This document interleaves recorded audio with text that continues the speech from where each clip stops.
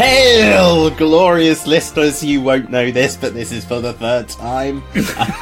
Ben, welcome to episode 49, dude. How are you? I'm very well, thank you. And how is your computer? Words that can't be used on a PG podcast. About as good as my counting of the number of episodes. So,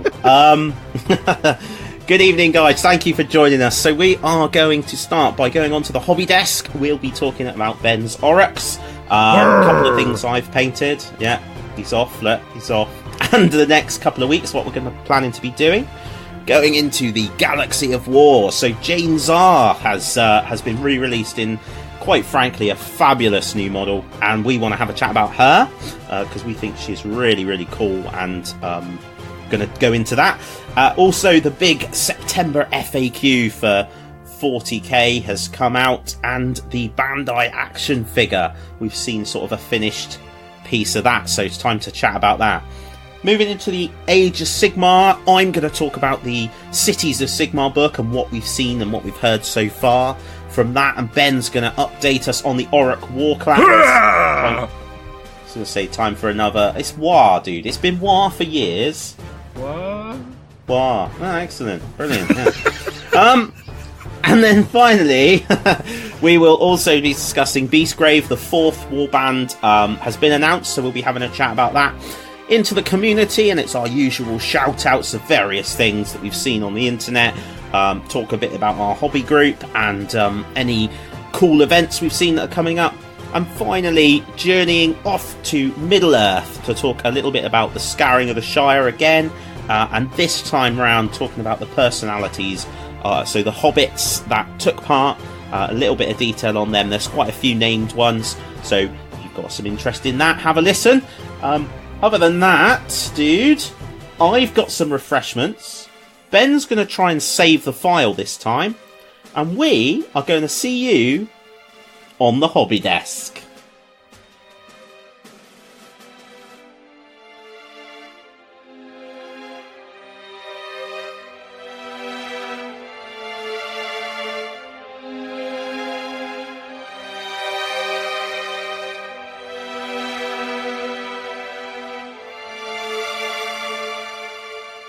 Hi guys, and welcome to episode 49's Hobby Desk.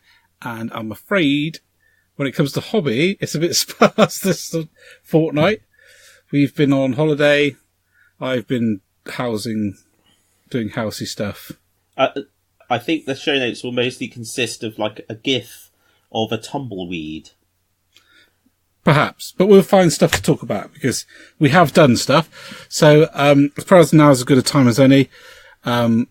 Sorry if I've been a bit quiet, guys. Sorry if I haven't posted much, but I'm planning to move house, and I've been getting the house ready to put on the market.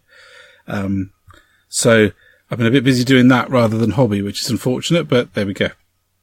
So Dan, on the other hand, has been on holiday just down the road from me. Yeah. So we had a holiday away, and unlike previously, I made the decision not to take any hobby with me other than a book for any little downtime, and that was really because I wanted to focus on spending some quality time with not just with Harriet but also with the kids as well, because when I'm at work I don't get a lot of time to really spend, particularly with Hannah, because she's breastfeeding, she's quite attached to Harriet, so I didn't want to be like trying to find time to do painting and stuff. I wanted to be really focused on them, which was great. I had a really good time, really enjoyed it. Did get to come and see you. Unfortunately, Harriet wasn't very well, and then Hannah wasn't well, and then I wasn't well. Boo. So Harriet had a day in the caravan, and me and Joshua just happened to go to the railway in Bodmin, next to Ben, or very near to Ben's house. Funny, of all the attractions in Cornwall, that was the one chosen. So he did get to pop in. What's even funnier is that as a train fan and a Cornishman, you'd never been to the Bodmin and Welford Railway. I mean, I know. What is that about? I know, but I'm like an expat Cornishman, aren't I? Because I live far away. So yeah. But so in amongst that though, I have done a little bit of hobby. Those of you eagerly awaiting an update for my hobby pledge this month, I have in no way whatsoever got distracted by any cool new shinies at all. Or maybe I have. So, grand plans and all that. So the War Shrine, which I talked about last time, took a little while to get done. And really, it didn't get much better from there. Aeronautica Imperialis came out, and that wasn't even in the plan, which was a ridiculous show of my planning skills, because I knew it was coming.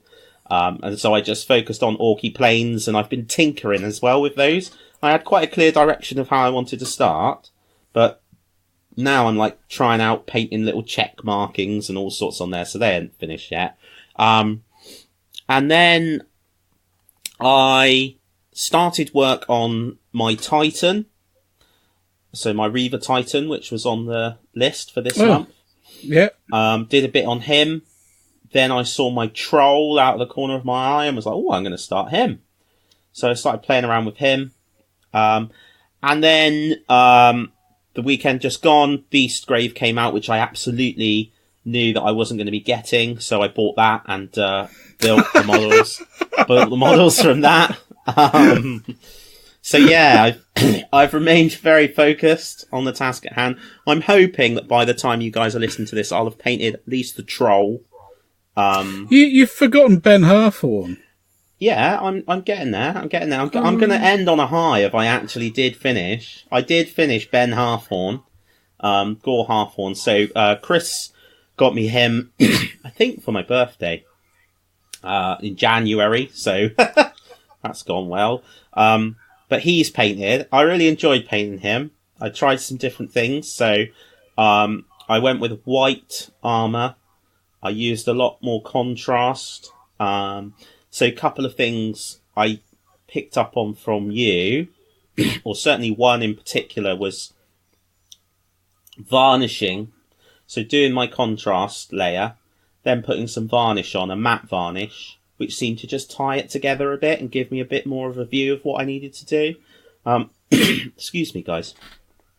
So went with a white armor for him, and then I did some things with transfers. So he's got like an inquisitorial symbol on one shoulder and like a regiment number on the other shoulder. So I like the thought of kind of telling his backstory, like the idea that maybe he was seconded to an Inquisitor who's then gone on to Necromunda, and the Inquisitor's been slain, and actually now he's just this mutant dude that's essentially run off from his looks like he's just run off from his guard regiment, so he can't go back to the authorities, so he's going down into the Underhive and just kicking butt and cutting stuff up. So I like that idea. I thought that was quite cool. That is cool. I like that a lot. Used the new Corax White for his armor. Really impressed by that's Corax White in a pot that's out now. That one completely passed me by, to be honest. So that came out along with the contrast, because actually when contrast came out, it was obviously a big thing about contrast, but there was a load of other paints. There was, so yeah. Corax White is so much better, in my opinion, a much better product than Ceramite White. So it is a slightly bluer white, but I have problems with Ceramite White splitting or becoming grainy. I'm sure some people have had good experiences with it, but I have not. Despite, buying a couple of pots just to give it a chance. So yeah, really like that colour. It goes on really well. I've only ever bought one pot of it. And I've never bought it again because it's separated and because it's crummy. It really easily turns into paint crumbs. But what I do use it for is if I absolutely want the tiny dot of white that I'm using to be really, really bright. I have found that works. So like with eyes and stuff like that. And yeah, but I completely agree. It's not a great product. No. So I'm quite happy to hear there's another base. But then I quite often start with Celestra or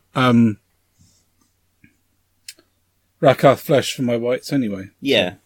And then just talking a little bit more about experimenting. So the Troll, I sprayed him Halford's Grey, and then using the airbrush, I'm going to have to get some water. in a minute. I sprayed up his like belly and his sort of the bits I wanted to be lighter. I sprayed them up to white with a gradient. You're sat there going, the bits I wanted to be lighter. I know. If you're juggling your Norks. Yeah. Anyway, and then I put the Plague Bearer colour over, and obviously that graduation in colour has happened. Really quite pleased with that. Looks quite cool. I'm just moving on to the highlighting stages on the troll. So try glazing something like Militarum into the deeper actually, areas. it's interesting you should say that. I did do a glaze. I did a glaze of Fire Slayer flesh on the tummy. Oh yeah. That's worked quite nicely. Yeah. That's Cool. about me, I think, for this month, hobby-wise. Awesome. Sounds like actually you got quite a lot done, really. Well, I don't know about that, but I've got some stuff done. Disappointingly, I've not started my Hobbit hole at all. I'm almost, to be honest, I'm kind of looking at that and I'm thinking I might just wait and just do 5 all at once. Yeah. Because they're going to make a load of mess anyway to do it. Yeah. So I might just do it that way.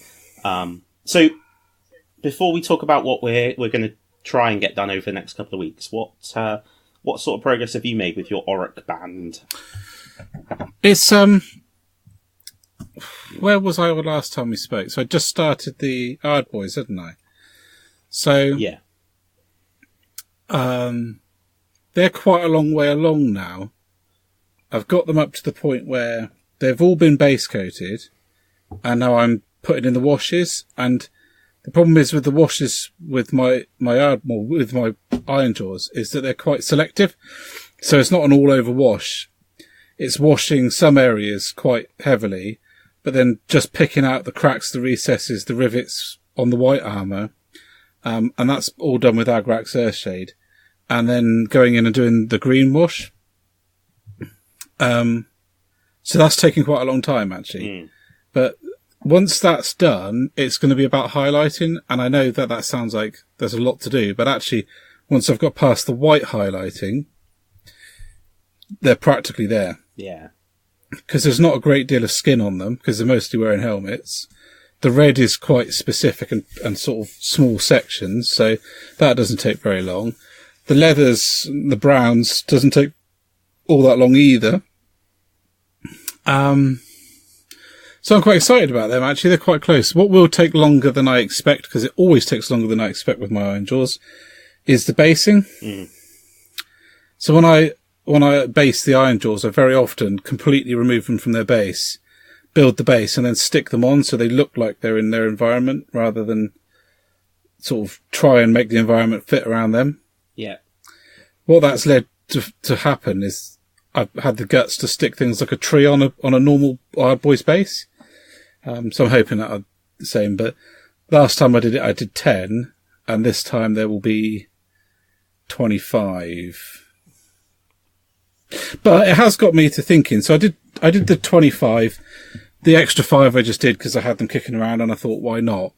But I have started to think I might get I can never remember his name because it's been such a long time since I played with him, but the Ironjawz unit from Underworld. Oh, yeah. The 4 one. And build another 10-man unit using them and not have them as the Ironjawz, that kind of, not use them as an Ard Boy unit rather than as a... Oh, yeah, rather than using them as the personalities that they are. Yeah. So by doing that, I'll have the option to do both. Yeah. If you see what I mean. Yeah. So, and then that will give me, for very little extra, what unfortunately I should have done, and probably thought about it when I was building them, is done another command unit. Mm-hmm. So I need another standard bearer and drummer. And I have been looking at them and working out whether or not I could bring myself to pull the arms off of them and do that anyway. Not quite sure. Maybe, I'll think about it. Because that would mean I wouldn't need to build any more at all. And that would be great. Yes. Really. Yes, it would be good. other than the ones from Underworlds. And that would give me a whopping total of 40 Ardboys as the core of the Ironjawz army, which I think would be pucker. Yeah, that'd be good. Especially as they are all the new rules, like when the little rules preview, which I won't get into too much, but I got so excited when it said, if you like charging forward and beating the snot out of people, or words to that effect, I was like, yeah, this is still the army for me. No tactical skill required. Run forward and hit them in the face. Absolutely. Well, we're planning a game, aren't we, in a couple of weeks' time? Hopefully. Yeah, I'm hoping to have my Ironjawz done by then. Yeah. That would be pretty cool. So yeah. So that'd be good. Yep, would be ace. Looking forward to that. I've given some thought to the scenario, and I'm kind of thinking of having 5 or 6 sort of encampments with different bits and pieces of my force spread out across the table, and then your orcs turning up from randomly generated locations, but as if they're coming out of the mists, because they've got lost in like a blizzard or a snowstorm or mist or whatever. They were not lost. They were hunting you with great skill and determination. Absolutely, yeah. And I just love the idea of you having a command ability, which is basically your boss hollers so loudly that it means you could bring on like a mob within 6 inches of where he comes on automatically. I just thought that was very, very apt. That is cool. Yeah, that's great. So yeah, and mainly the main reason for that is your horde is going to be so big that getting it all on the table at once would be really hard. It will be if you let me use all my greenskins, yeah. So I thought if they arrive bits and pieces, but then have my army spread out as well to try and counteract that, be a good way to be able to use as many as possible without the board just being a sea of green and no movement available. Yeah. Or just one ginormous great big ruck. Yeah. So I guess the plan then really for the next couple of weeks for you is to focus on that. Oh yeah, I've been, like I said, I've been working on the house. I've been laying a patio or stairs into the shed. So for the first time since I built the shed, now when I come to go into it, you can't hear anything because the stairs don't move. So I fixed all that. It means that Joe can sneak up on me now, which is frustrating. But and you had to sort of brave Shelob's lair. Oh my days! I found out where they were all coming from underneath the step, mate. Yeah, I lifted it up, and it was like, oof! Get me my flamethrower. Yeah. But the plan. If things go slowly and the house doesn't sell, then I'll have plenty of time. I won't be able to leave my projects out. That's the problem I'm having. Yeah. You know, apart from out in the shed, but I had to dump everything. I had one of those awful moments where you're collecting all the Warhammer from around the house, having tried to convince your wife for the last 4 years that there's not that much of it lying around. I don't know why you're whinging, and realising that, yeah, there really is, and it's everywhere. It now fills my shed surfaces. So it took me quite a while to clear the table just to get the podcast going. So, but I mean, hopefully I'll have time to do it. However, if the house does sell, then, you know, I'm going to really struggle. But yeah, but that's life. One of the things I have realised that I have to do with a sense of quite significant urgency now is it's do what you do and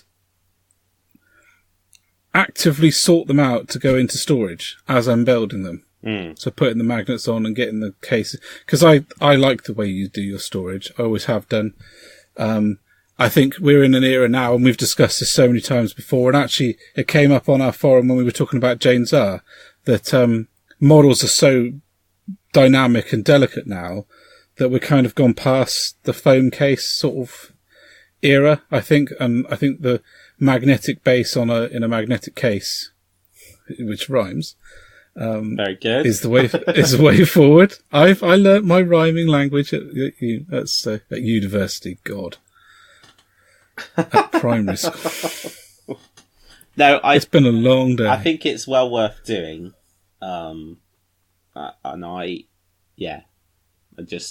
I don't think I've managed, unless I've stuck my hand in the box and knocked something. I've barely anything has broken since I've done it. Yeah.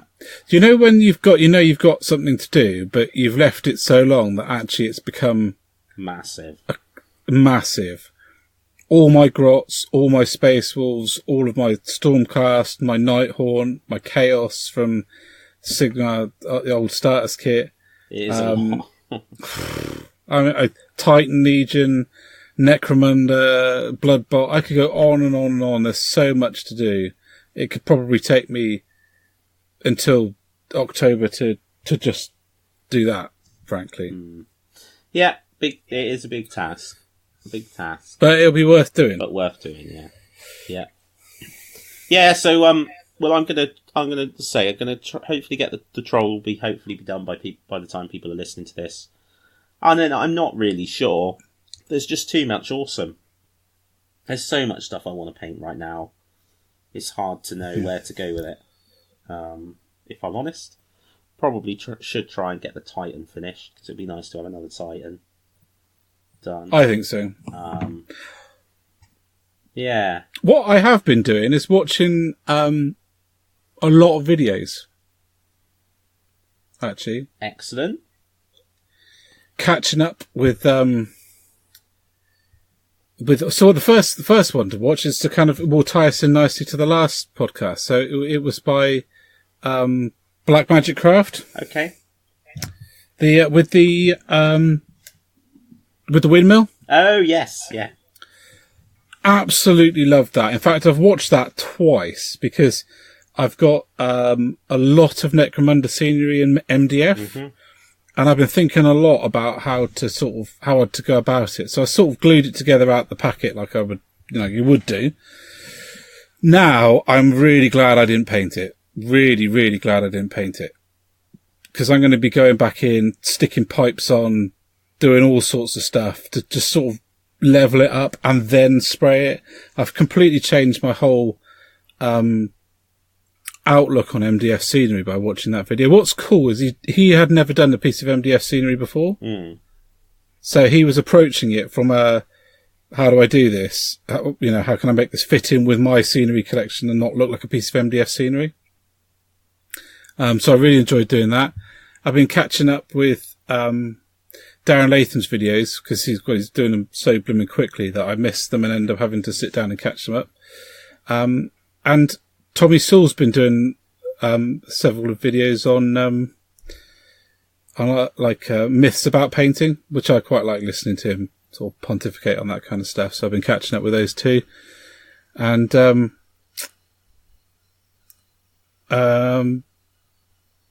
Miniarkle. Oh yeah. Yeah, always enjoy watching Miniarkle. Mainly because it's heavy metal. So because, when you're sort of sitting there with thinking, I wish I'd got some models out and started painting, but you're either too tired or, and I kind of end up on YouTube watching painting videos then. Good. Yeah, there's some great stuff out there though. Very inspirational. Cool. Wow. We knew it would be a slightly shorter hobby desk this time because it has been harder to get stuff done. But hopefully moving forward a bit, either a lot more will get done or nothing at all, depending on how your house goes. So, with that in mind then, let's move into the Galaxy of War.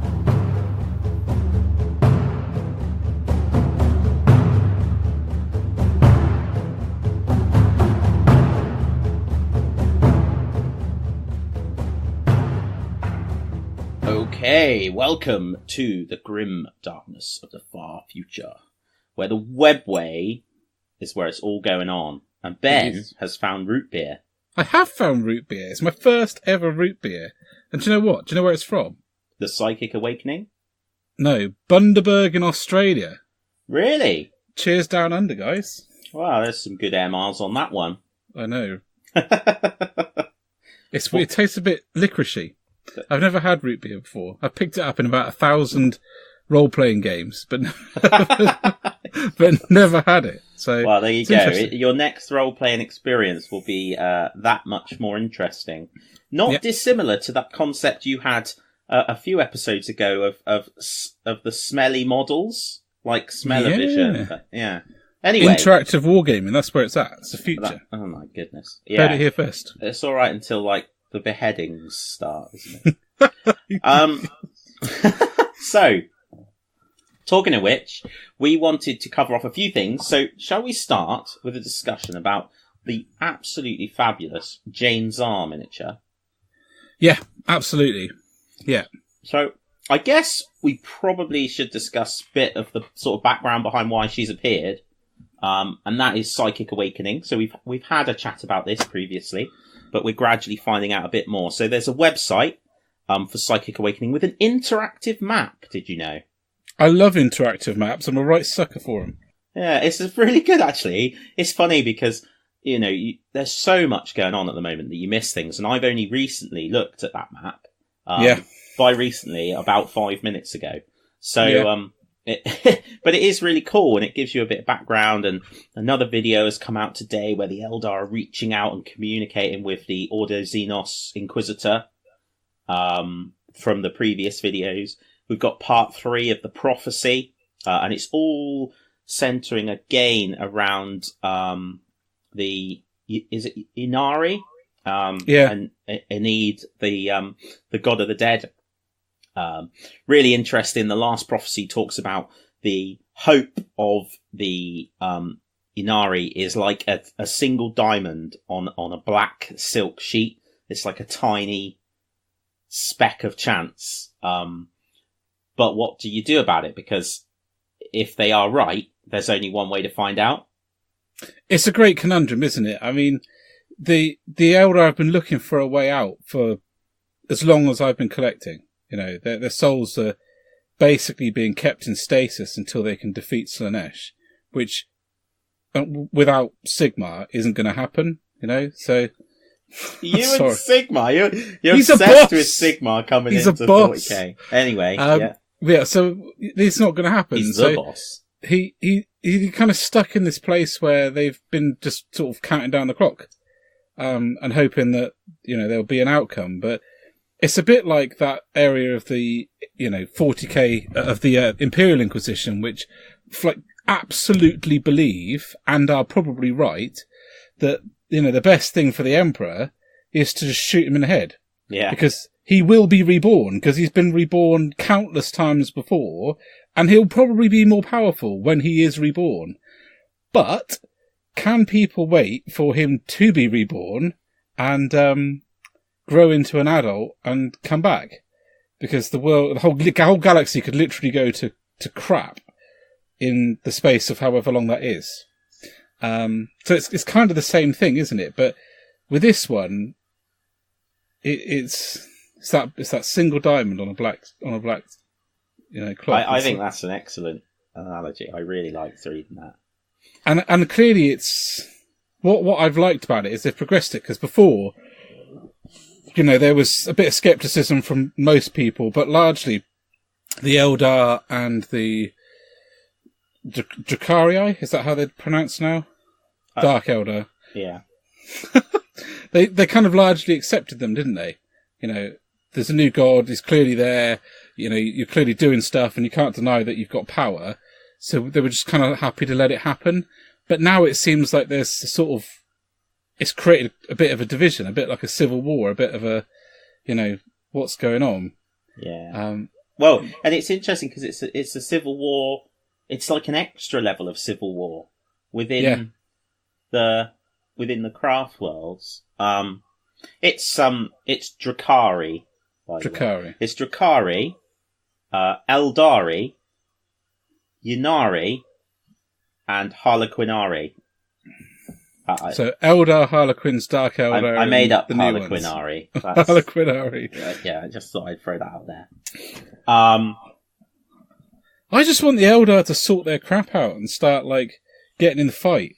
Well, I think what's really cool what I like about the Eldar stuff is Eldar were I suppose my first army where I was like, right, I am collecting an army. So I started out with the 5 Space Marines from the How to Paint box.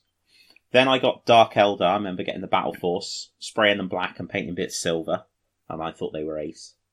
And I just They were ace. And I just had a few models from here and there. But then the Eldar, and I remember waiting until the current Guardian models came out. In the box of 16. Rather than the monopose left lunging guys. Yeah, so for me, Eldar are a little bit special. They were also in one of the first White Dwarfs that I saw. It wasn't the first one I bought. Issue 219 had the Eldar of Bealtan taking on the Blood Angels in a 2nd edition game. And I distinctly remember that the Hobbit, the Falcon and the Fire Prism were hull down behind the trees, and they were like flying up in the air and firing and then sinking back down again.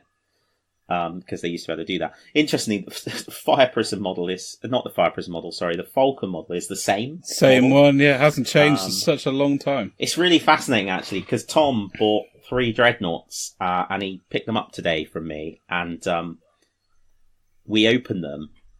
And the sprues are so funny because it's all so spread out. It's just totally different.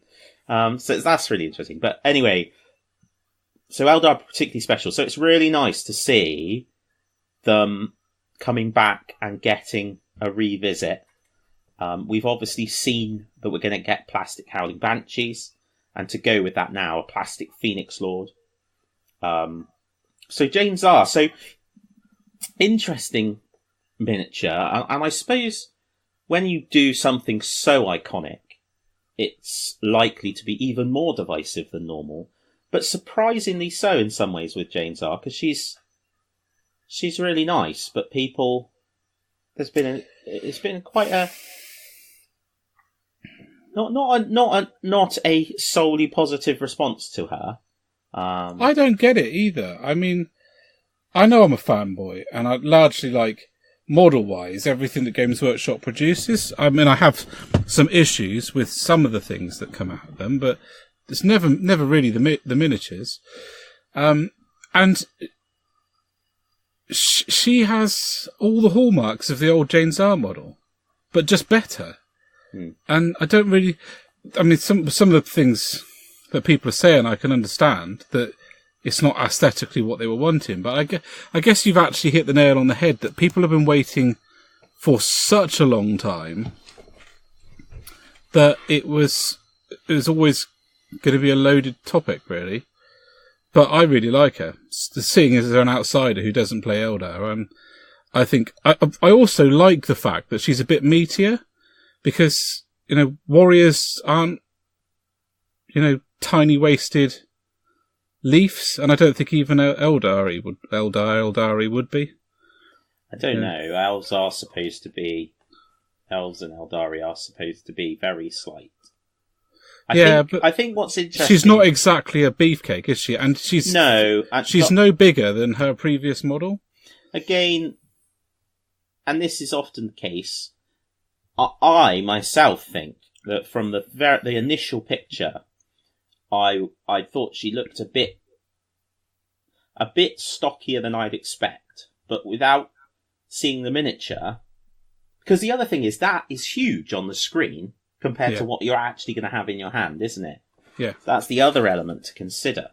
But the pose is fantastic. It harkens back to the original miniature, the hair, the different weapons. It really is an excellent piece. Really, really good. My only reservation about the model is that she's going to be a bugger to transport, and and easy to break.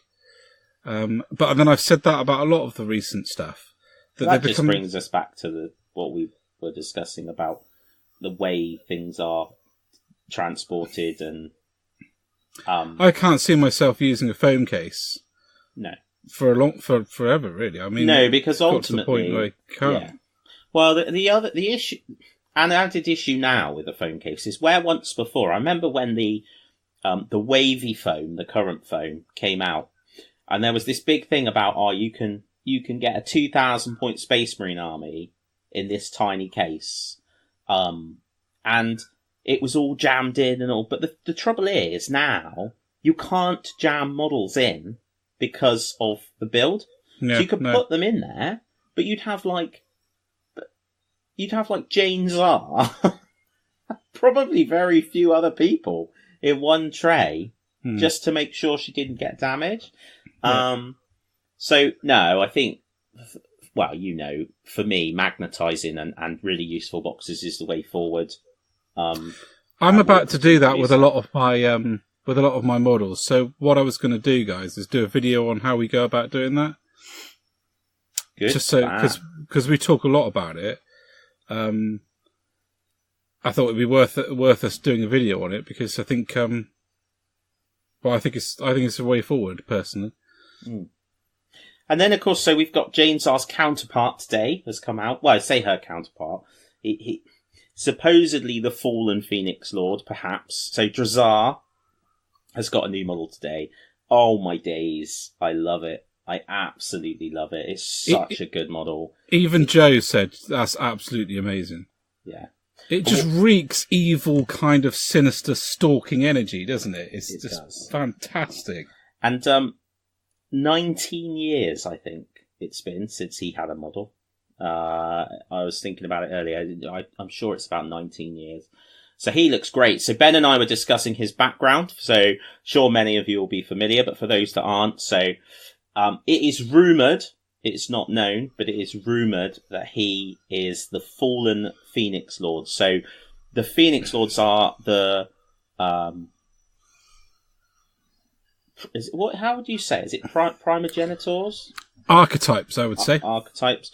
They began each of the temples. Primogenitors, then, yeah. Yeah, primogenitors of each of the temples. So they were the first of their kind. So, but Karandras, who is the striking Scorpion Phoenix Lord, he is not the first. There was another one. I can't pronounce it. I'm sorry. It's Ara or something like that. It's Arha, I think. He was the first, and he fell and turned against the teachings, and off he went into the webway. And the rumours are that Drazar is him. Basically, Drazar rocked up at the Temple of Incubi, went in, just decapitated the leader of all the Incubi at the time, and was like, right, well, that's enough of that. And then started kicking butt. So we're going to get plastic Incubi as well. I've got some old metal Incubi in Drakkar or whatever he's called. Have you? Yeah. I remember them being amazing way back Well, then. he's kind of running forward, like, with his two knives, isn't he? Yes, that's right. He looks a bit like a praying mantis. Yeah. Not Games Workshop's finest model, I'd say. Never was a fan. Although I did love the Incubi. Yeah. Loved them. Particularly the ones with cloaks. Yes. Fantastic. Yeah. Those came on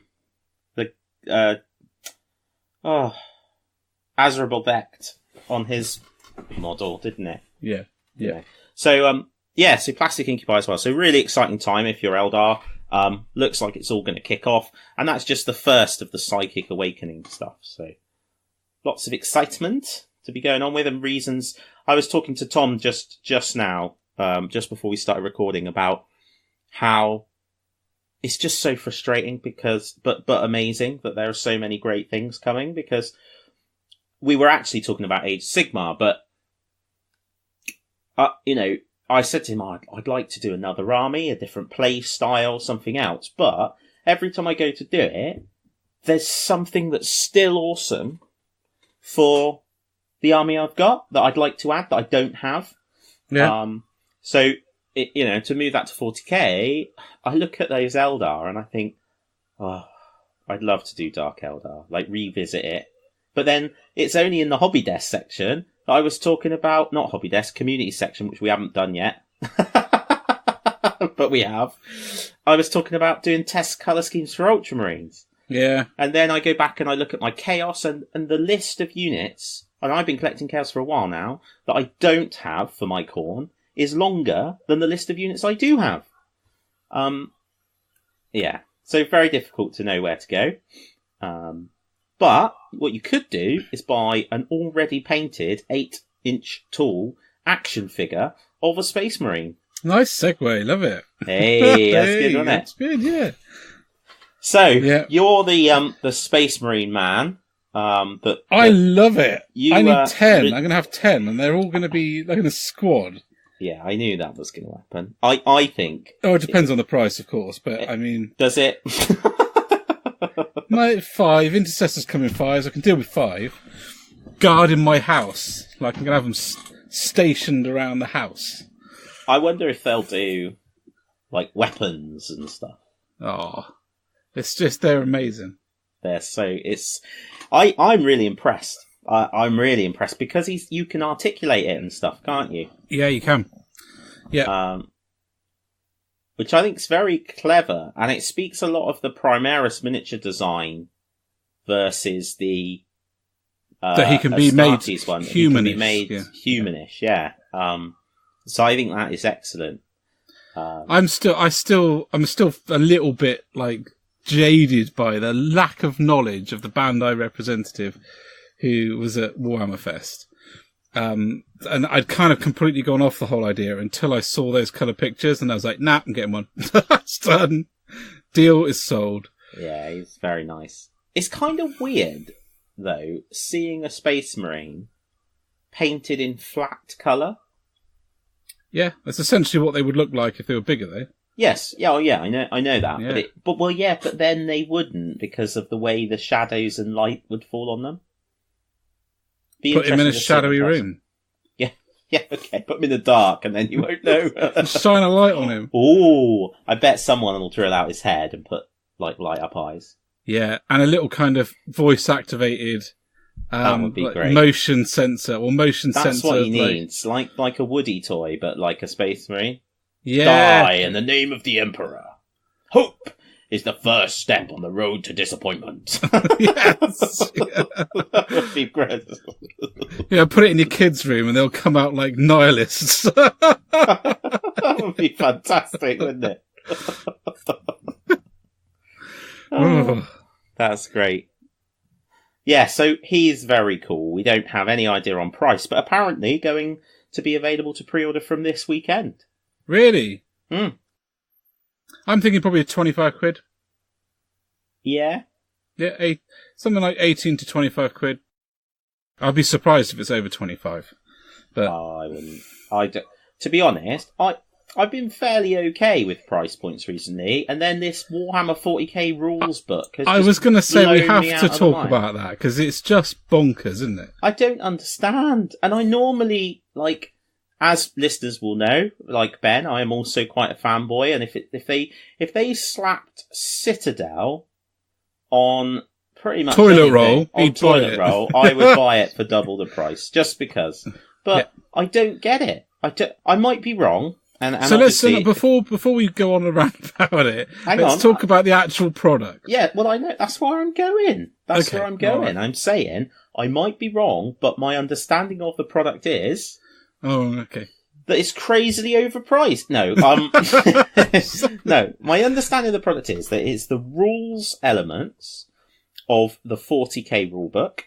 Yeah, and basically some of the stuff from Chapter Proof. Well, but is it? And that's what I couldn't get, because the rulebook has a lot of stuff in it now, like the Cities of Death and the Planet Strike and all of that. So that's all come from the rulebook, and I was reading through it. So to put it in context, Age of Sigmar, they've just bought out at the same time a battles book, which is all of the stuff you would need just to play. And it's like a compendium, and it's got all of the matched play battle plans in it. And the rules. And the rules. It's got the rules in it. It's got things from the different realms in it. So it kind of collates the rules from across a number of areas. It's £20 and it's softback and it's A5. Okay?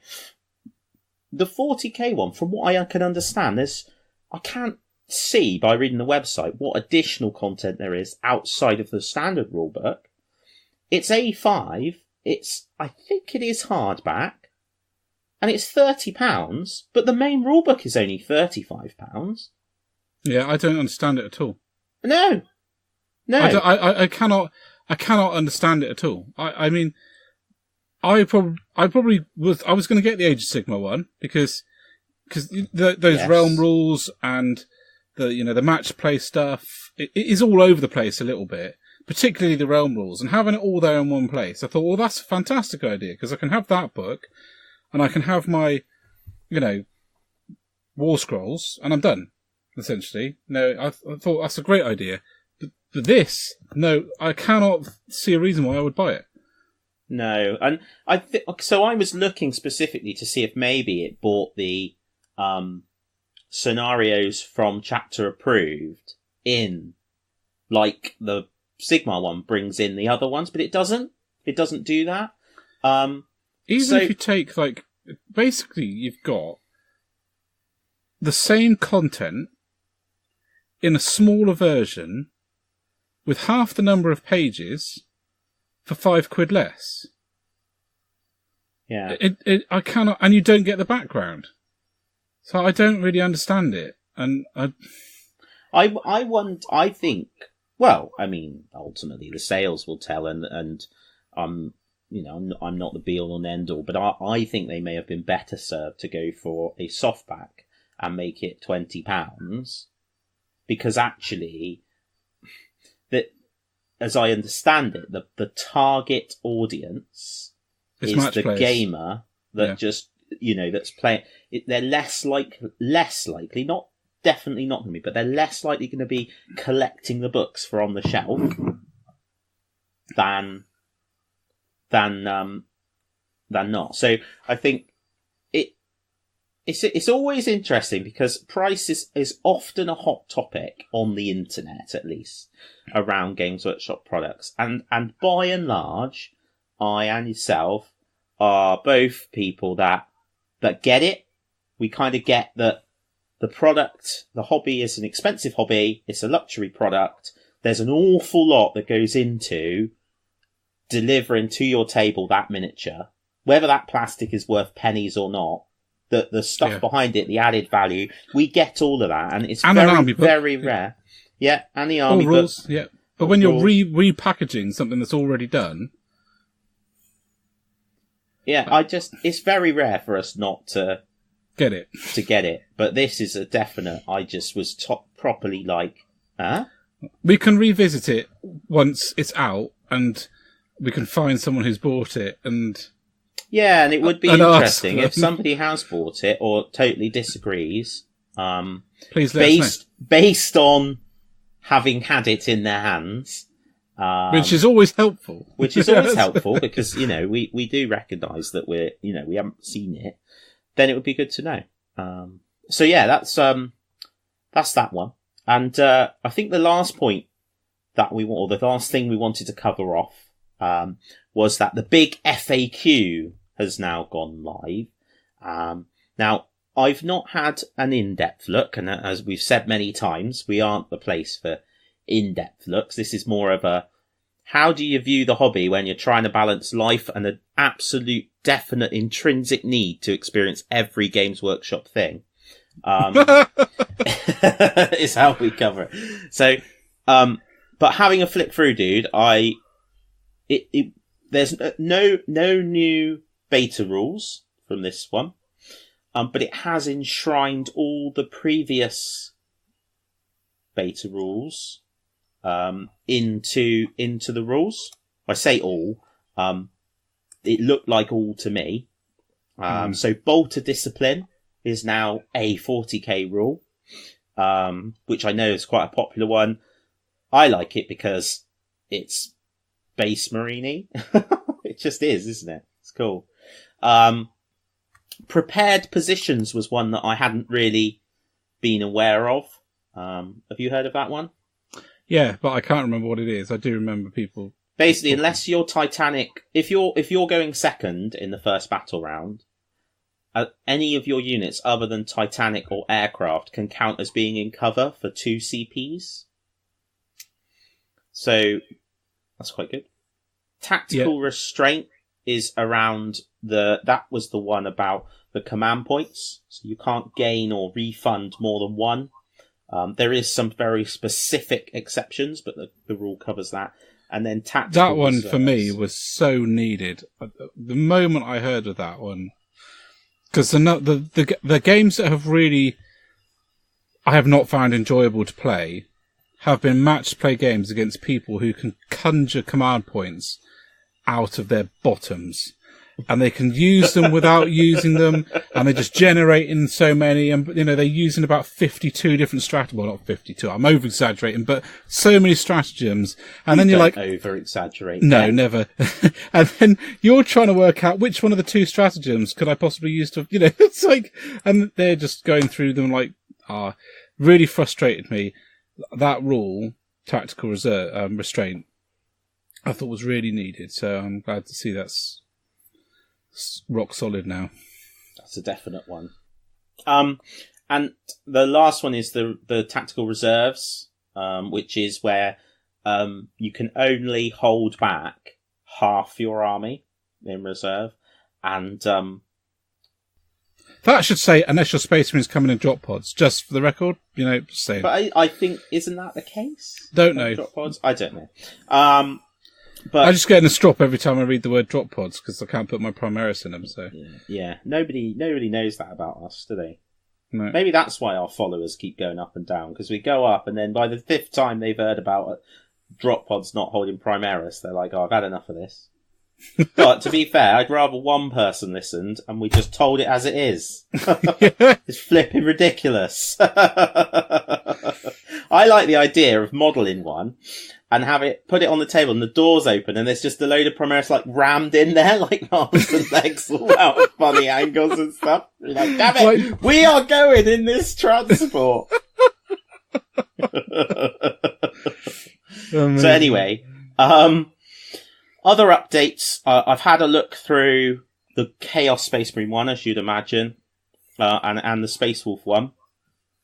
So, Chaos Space Marines and Space Wolves have both now got, and we knew this would be the case anyway, but they've got the Shock Assault has been put in, which is cool.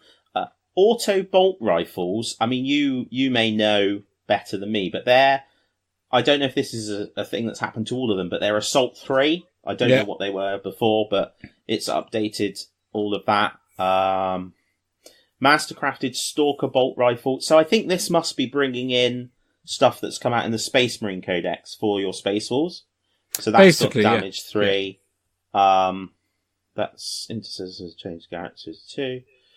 Wolflord in Gravis Armor has got 7 wounds now. Yeah, he does. Yeah. Oh, yeah, look. Match play. So this is drop pod, and it says this model and any units embarked upon it are exempt from tactical reserves match play rule. Yeah. Well, however, if they haven't arrived by the end of the 3rd battle round, they count as being destroyed. Like it. Aggressors have all gone up to wounds characteristics of 3. It's quite good, actually. It's a good way of seeing what changes happened in the codex. Reading this. Oh my goodness. Well, I'm not even going to tell you that one. Go on. No, it's just the one about, I think you know about it anyway. Aggressors can shoot twice when they overwatch. What? That is madness. Especially if they had flame gauntlets. Mm-hmm. Just don't bother. There is absolutely no point unless you are trying to give away points. Is there really? No. Yeah, so I don't think there's anything else particularly in there. Obviously, for your own, people will want to look through for their own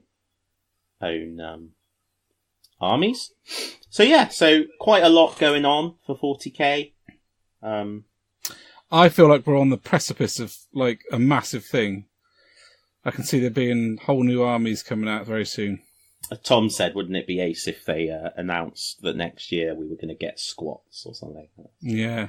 With Well, I can't remember what he said that he thought they'd have, but I wanted a land train. Just want a land train. I genuinely don't think you're going to see squats. I think squats have been resigned to Blackstone Fortress, Necromunda, those kind of environments, and rightly so, because I think the background that their planet was destroyed is set in stone, and having an army of them doesn't make sense, but they're still going to be around, because they're spread all over the galaxy, so I like that approach. Train. Yeah. I like trains. I know you like trains.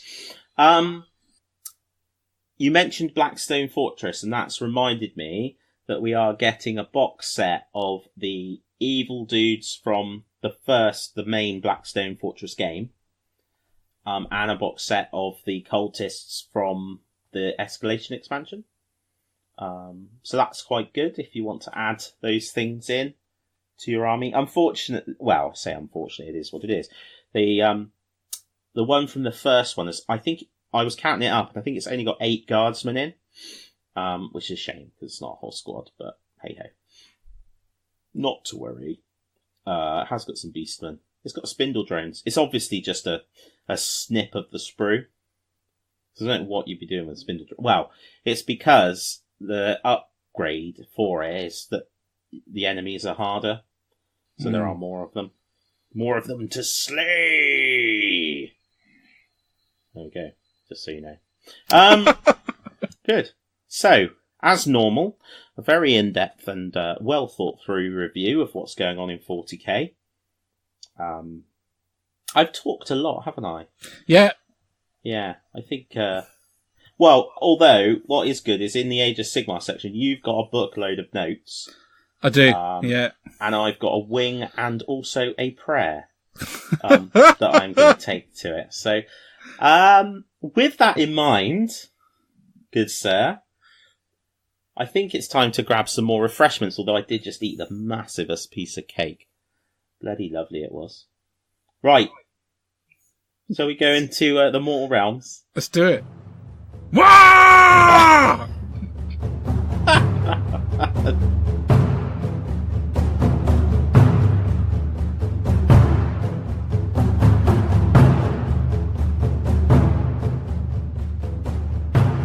Welcome back, mighty listeners. It's time for the Mortal Realms and Orruks. You do look a bit like you're from the Realm of Beasts, don't you? Yeah, a little bit. Love it. A little bit. A little bit like Hagrid, a little bit like a beast. A hairy old fart. So, do you want to go first, or do you want me to go first? Well, I think if you go first, it gives me more chance to try and think of something to say. All right, I've got a bow as well. Right, so, firstly, disclaimer: I've never played Bone Splitters before. I've done my best with Bone Splitters, but I haven't. Well, I've never played them. I only just picked up the Codex yesterday, so I'll do my best with them. But Ironjawz, I can do the hell out of Ironjawz. So, yeah, you ready? So, as best as I can see it, I haven't had the book, so this has been from wherever I can drag information from. But the book is effectively 3 different armies. So rather than like the same army with different traits that you can sort of use using keywords and command abilities and generals, etc., it is 3 distinct armies. So army number 1 is Bone Splitters, and they can ally with Ironjawz and Gloomspite Gits. Army number 2 is Ironjawz, and they can ally with the Bone Splitters and the Gloomspite Gits. And army number 3, which is a new one, is called the Great War, which is all Orruks. Anything with the Orruk keyword. And they can also ally with the Gloomspite Gits. So, where should we start with this lot? So, a lot of things have stayed the same. And there's a lot of really key differences. So, the things that have stayed the same, command traits wise, as the +1 to charge, and the one where if you kill a unit in combat, then another unit that hasn't fought can immediately fight that one, so you can sort of roll down the battle line. What has changed and has caused a bit of a stir as to some people are not sure whether it's better, some people think it might be worse, is the war. And I've had to break this right down for it to make sense, really. So the Waaaaaaghhhhh used to be an ability that mega bosses and mega bosses on the cabbage had, right? And they could use it in their hero phase, and they would declare it in their hero phase, and then it would activate in their combat phase. So there was an element of risk. There was always an element of risk that things would have changed by the combat phase, and you wouldn't have been able to pull off what you were trying to do. All right? Yeah. In a sense, what it counted was if you counted up all the Ironjawz units within 10 if you were a Mega Boss, or 15 if you're a Maw Crusher, and then you rolled a dice, and if it was equal to or less than the number of units within those distances, you pulled off a Waaaaaaghhhhh. And if there was at least 6 units, and you rolled a 6, you pulled off like a Mega Waaaaaaghhhh. And basically you get +1 to hit, and +2 to hit if you were +1 attack, sorry, or +2 attacks if you rolled the 6. So it was a bit of a risk element. There was dice roll involved. You had to declare it in the hero phase, and things can change a lot by the time you get to your combat phase. And it was stuck on the War Scrolls. They've moved that out of the War Scrolls and stuck it as a command ability now.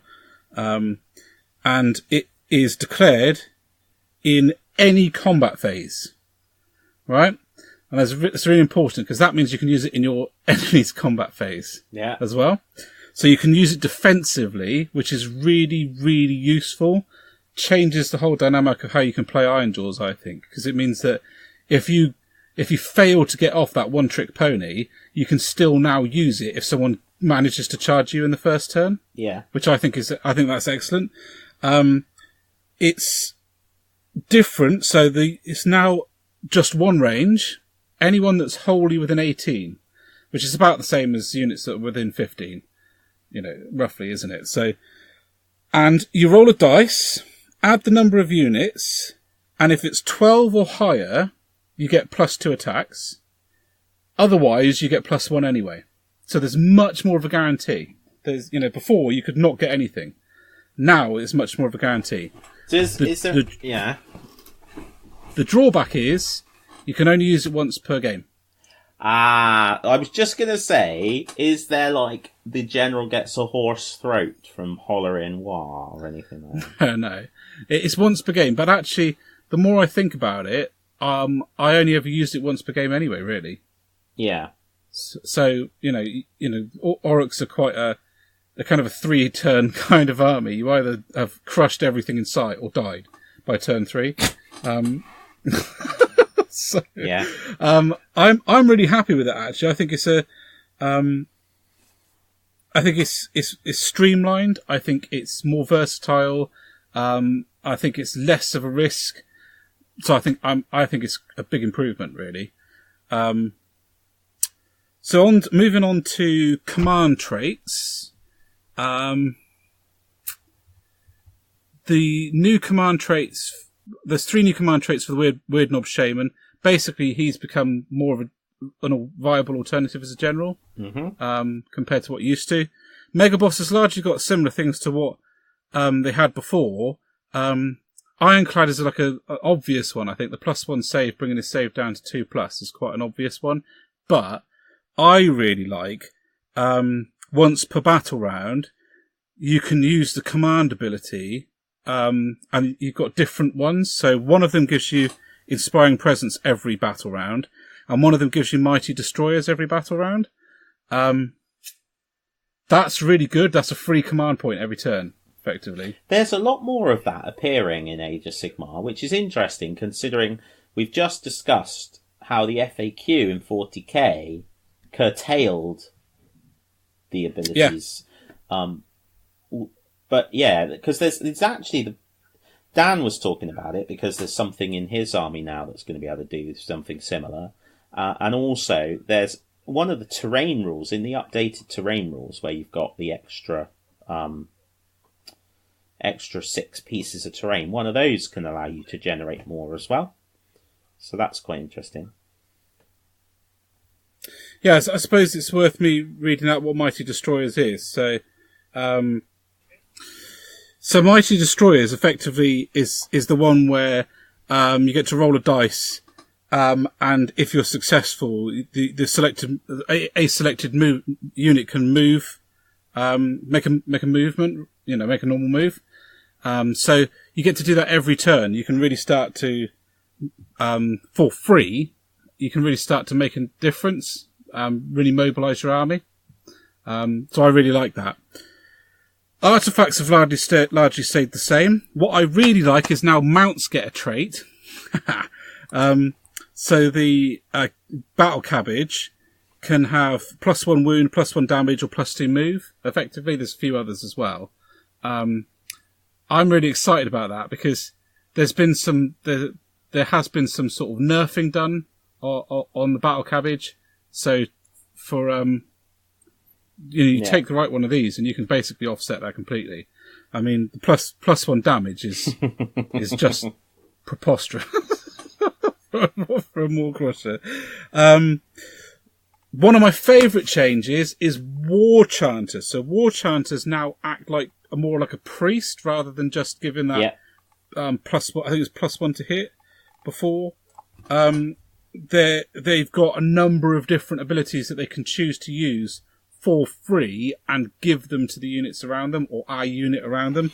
So you've got the +1 to hit. I think there's an improved charge.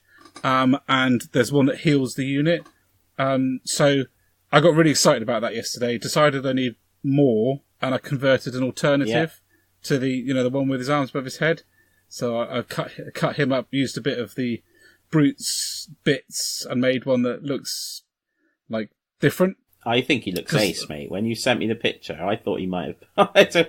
It was only because he's partly undercoated and stuff that I realised. I knew it was one you'd cut up. I thought it was like an alternate sculpt. It looks great. Yeah, I'm gonna mix the third one. I'm gonna get the Bone Splitters Savage Orc Warboss, the one that's running, and I'm gonna give him the 2 skull things and put some armor plates on him, and turn him into a running version. So that will give me three different versions to use. I think that would be cool. I'm really happy with that. And I'm really happy with how they act now. It just feels like there's more depth to the rules, less like a one-trick pony. I'm going to come on to something I'm really sad about now. Dude, they got rid of the Foot of Gork. What, gone completely? Yeah. There's nothing called the Foot of Gork. No, all of the lists I've seen of the new spells, they've got rid of it. All of the others look good, better, I think, than they did before. And if you take, I think it's one of the command traits or one of the things to do with the Weird Knob Shaman, then he can vomit, do the green vomit, and a spell every turn, which basically increases his power to a level 2 wizard, which is pretty cool. So, going to see more of that. Battalions is next. Let's do the Big War. So, they're kind of the command traits for the Ironjawz. The Bone Splitters, I can't really tell you what's different, to be honest. I didn't have the knowledge when I was going through it yesterday to make a decent comparison. So, I've looked at some of the War Scrolls and I'll talk about the differences of them in a second. But the Big War essentially works a little bit like the Nurgle rules or the tithe points or the blood points that you have. You build them up, and the more you build them up, the War gets rules from either the Bone Splitters or the Ironjawz, so they kind of gather those rules up. You can use the War points to make your spells more able to cast, or you can keep... Hey, that's cool, I like that. Or you can build them right up to 24 War points, and then you get... you can unleash the Mighty War, which is basically the War that you would get if you were Ironjawz, that once per term, once per game one. So theoretically, with the Big War, you could have multiple Wars in a game if you manage your points correctly. Once you've used the War, you roll a dice. On a 1, you lose all of your War points. On a 2 to 5, you lose half. And on a 6, you keep them all. So on a 6, you could theoretically do a Mighty War 2 turns in a row if you're really lucky. You get war points for certain models that are in the table, so like Mega Boss and that kind of stuff, and Shamans. Yeah. And you get war points for being close to the enemy. So you could get right stuck in, generate a whole bunch of war points. I reckon you'd be aiming to get that for turn 2. I think you're probably going to get that turn 2. And then if you're lucky, you can roll that on for a couple of turns. So the longer the grind goes, the more aggro they're going to give you, essentially. I love that. I think that captures orcs and goblins really, really well. I do. I think it's great. That is brilliant. Because the war energy is something that's been in the background for a long time. And has always sort of been there, particularly around the spellcasters. Yeah. I think that is absolutely superb. I think it's really interesting that there's a mechanic for what happens when they use the points. Yep. Because I may be wrong, but I'm not sure if we've seen anything like that yet. Because the summoning points thing, well, it's all started with a blood type table. Yeah. Way back there. When. And that, yeah, when you use them, it doesn't matter whether you use 1 or 8, you lose all of them. Then obviously we started to see more summoning, and it's appeared all over the place. But I think that's the first time we've seen a rule where you can potentially keep all your points or only lose half of them. So whether that's something we might see more of, who knows? But I do think it's very cool. I also think it's cool because ultimately, in general, once orcs build themselves up into a frenzy, either they kill everything and the battle ends, or they die. Yeah. They don't just let it all out and then go back to being normal in the game, do they? So no, I think that is excellent. I do think though it would be cool if once your war points got to 24, it increased the chances of all of your shamans' heads just exploding. Because that's the thing I'm not clear of. If you get to 16, you get +1 to hit, and if you get to 20, you get +1 to wound. I don't know if that's just that's there while you have that number of war points. Not sure. Or you have to. Well, surely it says. Oh, you don't know. I've picked up what I can, and I'm only saying what I'm sure of. But I'm that I'm not sure of. So battalions are cheaper across the board, cheaper by significant amounts, apart from Iron Fist, which is the one I always use, where you get them from all the different things. And then you choose a boss out of that lot, and they get +2 wounds. They become kind of like a leader boss. And he can use Mighty Destroyer once per hero phase without using a command point. So you can see how you're very quickly generating large numbers of Mighty Destroyer uses if you play your cards right. You can end up with quite a fast army, really. So now, going down onto the specific units. I'm going to start with the ones that effectively the Maw Crusher. There's been a lot of refinement. So I don't know if you've ever seen the Ironjawz book, but there's loads of, if the boss has this weapon and this weapon, then you've got that rule, and that weapon causes this rule. They've now just sort of gone, this is what you get. So, for example, with the Maw Crusher, it used to be the fists and the tail. Now it's just the fists and the tail. The tail was a useless thing. You get less damage, I think, but you get more attacks, and it's 3+3+. And as a result, if you give that +1 damage that you had before, you have more attacks with the same damage as you used to. So you can end up building something that's really quite special. That's been quite a general change. So I noticed that very much so in the Blades of Khorne book, where some of the complication, because you had umpteen different types of weapons, Skull Reapers come to mind. So you used to be able to choose demon blades, or this blade, or that blade, and this giant blade, and all the rest. Now it's just blades. What I really, really, really, really, really like is that before, there's a rule called Strength of Victory for basically any war boss. stupid things apply to it, like if the Maw Crusher killed the enemy, you didn't get strength from victory. What it is if a war boss kills somebody, a mega boss kills somebody, it used to be a hero. If you killed a hero, you would get +1 strength and +1 attack and +1 wound. Now, it doesn't matter if the Maw Crusher kills it. It's if the model kills any unit, they get +1 attack, +1 wound. So I cannot remember ever getting my mega boss strength from victory. I cannot ever remember ever doing it.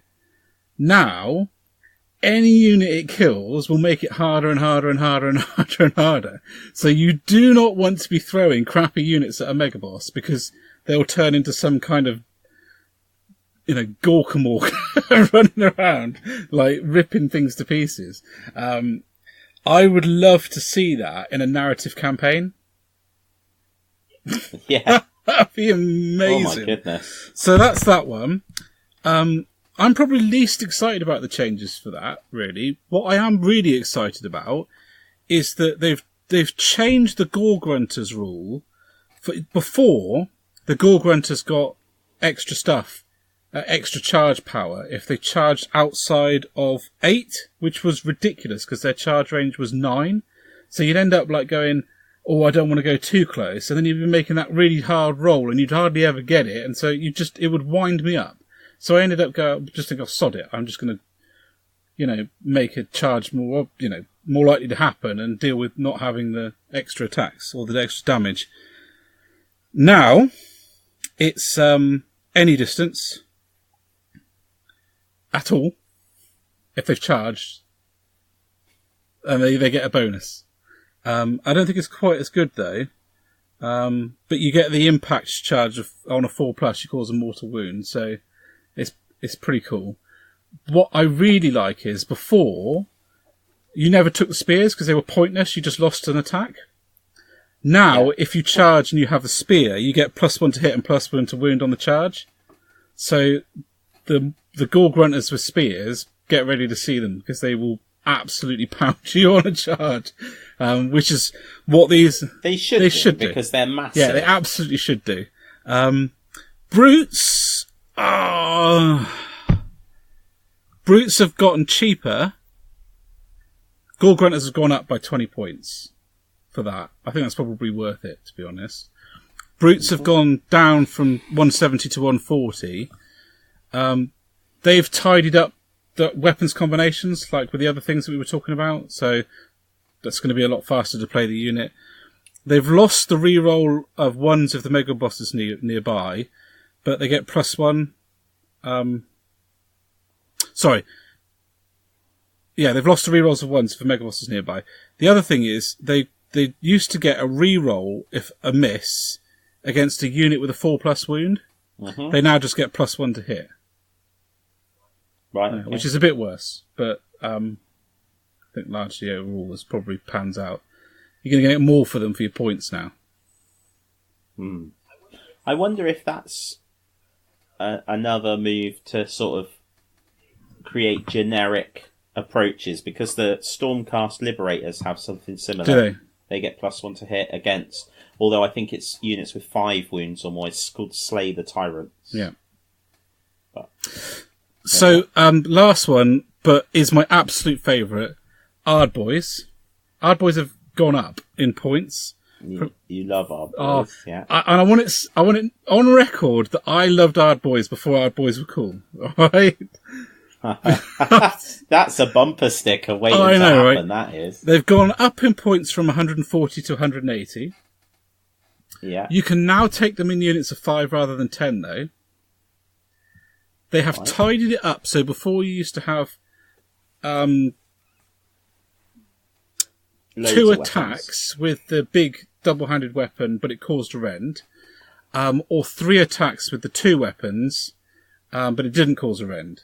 So you'd mix them up in your unit. Or you could take shields and you lost an attack, but you got a 6+ sort of mortal wound save, like discarded a wound. Now you can have the whole lot. So you don't need to work out what the model is equipped with. they've got a flat stat line where they've got less attacks. So rather than 3, it's 2. But they are hitting on 3s rather than 4s. And they all do -1 rend. And what do they wound on? 3+. Okay. 3+, 3+, -1 rend. They've still got the 4+ saving throw, and they've still got 2 wounds. Now, every 5 models can have 2 shields. And you can allocate wounds to those shield carriers. And they get that 6+ kind of discard a wound stuff. So, I think overall, my overall impression of the Ironjawz is that they are, the rule set is deeper, there's more fine grain in it, they're not a one-trick pony anymore. I haven't even gone into how the separate clans, because I haven't got those rules, might affect, the army. Bone splitters, just quickly. Largely their number of attacks have gone up astronomically. So we're talking like from 1 to 3 on a lot of things. Mm-hmm. There's a lot more changes, or there's changes in the bonuses you get. So they would, before, for example, get a bonus of +1 attack if there was more than 20. I pulled that number out of my head because there's lots of different versions of it. But now that number has dropped to, say, 15. So you need less of them to get the extra attack. There's one thing that's been taken off, and I'm a bit disappointed by, because it was one of my favourite rules in any Orruk book, and it's now gone, is for the Savage Orc Moorboys. They had a ability called a Death Ride, where in your hero phase, you picked one model in the unit to attempt a Death Ride, pick an enemy monster within 3, and roll a dice. On a roll of 1, 2, or 3, the monster is unharmed, but on a roll of 4 or more, it suffered D3 mortal wounds. The model that attempted the Death Ride is then slain unless the monster is killed. I really liked that. I thought that was amazing. So an Orruk jumping on top of a monster and just pounding it. It's gone now, unfortunately, but they do get a bonus. They do get a bonus to damage monsters, that unit, but it's just not as cool, I don't think. Bit of a shame. But overall, I'm well chuffed with that. I'm really, really chuffed, and I can't wait to get my hands on the book. And if there's anything further in the book that I'm excited about, I'll talk about it next time. But I think I've got quite a lot covered there. Maybe gone on a bit. Sorry. No, it's great to hear you so excited by it, and I think it's particularly cool that our boys have got have become cool, as it were, because I know you're working on them as a batch right now. I've just had to get all the other shields out of the sprue to put them on, because they're going to need like 24 shields, so that it's going to be ace. It's going to be amazing. Yeah. So that's great. I'm pleased. I'm really pleased. Be interesting. Playing against them, and I think the hardest bit about playing an army when it gets a new book is less about any kind of rules creep and more about not knowing what's going to happen when they hit you or how quickly they're going to My hit feeling you. About that Great War thing is it could be utter rubbish or it could be profoundly amazing. It has the potential to just win a game. If you've managed to work it out so you get your wire in the second turn and then you happen to double turn and roll a couple of 6s, it's all over. You're just going to grind through everything. So, that kind of one-trick pony thing's probably still there in some sense, but I think now you've got a few more tricks up your sleeve. People are going to be hesitating before they face an Ironjawz army because they're not sure what you're going to be doing. What's going to happen? That's good. Oh, I'm pleased. And it's nice because it is like, that is 100% your thing in Age of Sigmar.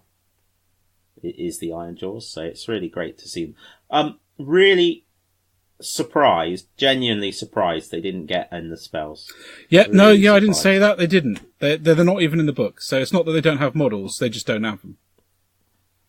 Yeah, so because I thought, one of the things Games Workshop loves to do with Orruks is make really characterful things.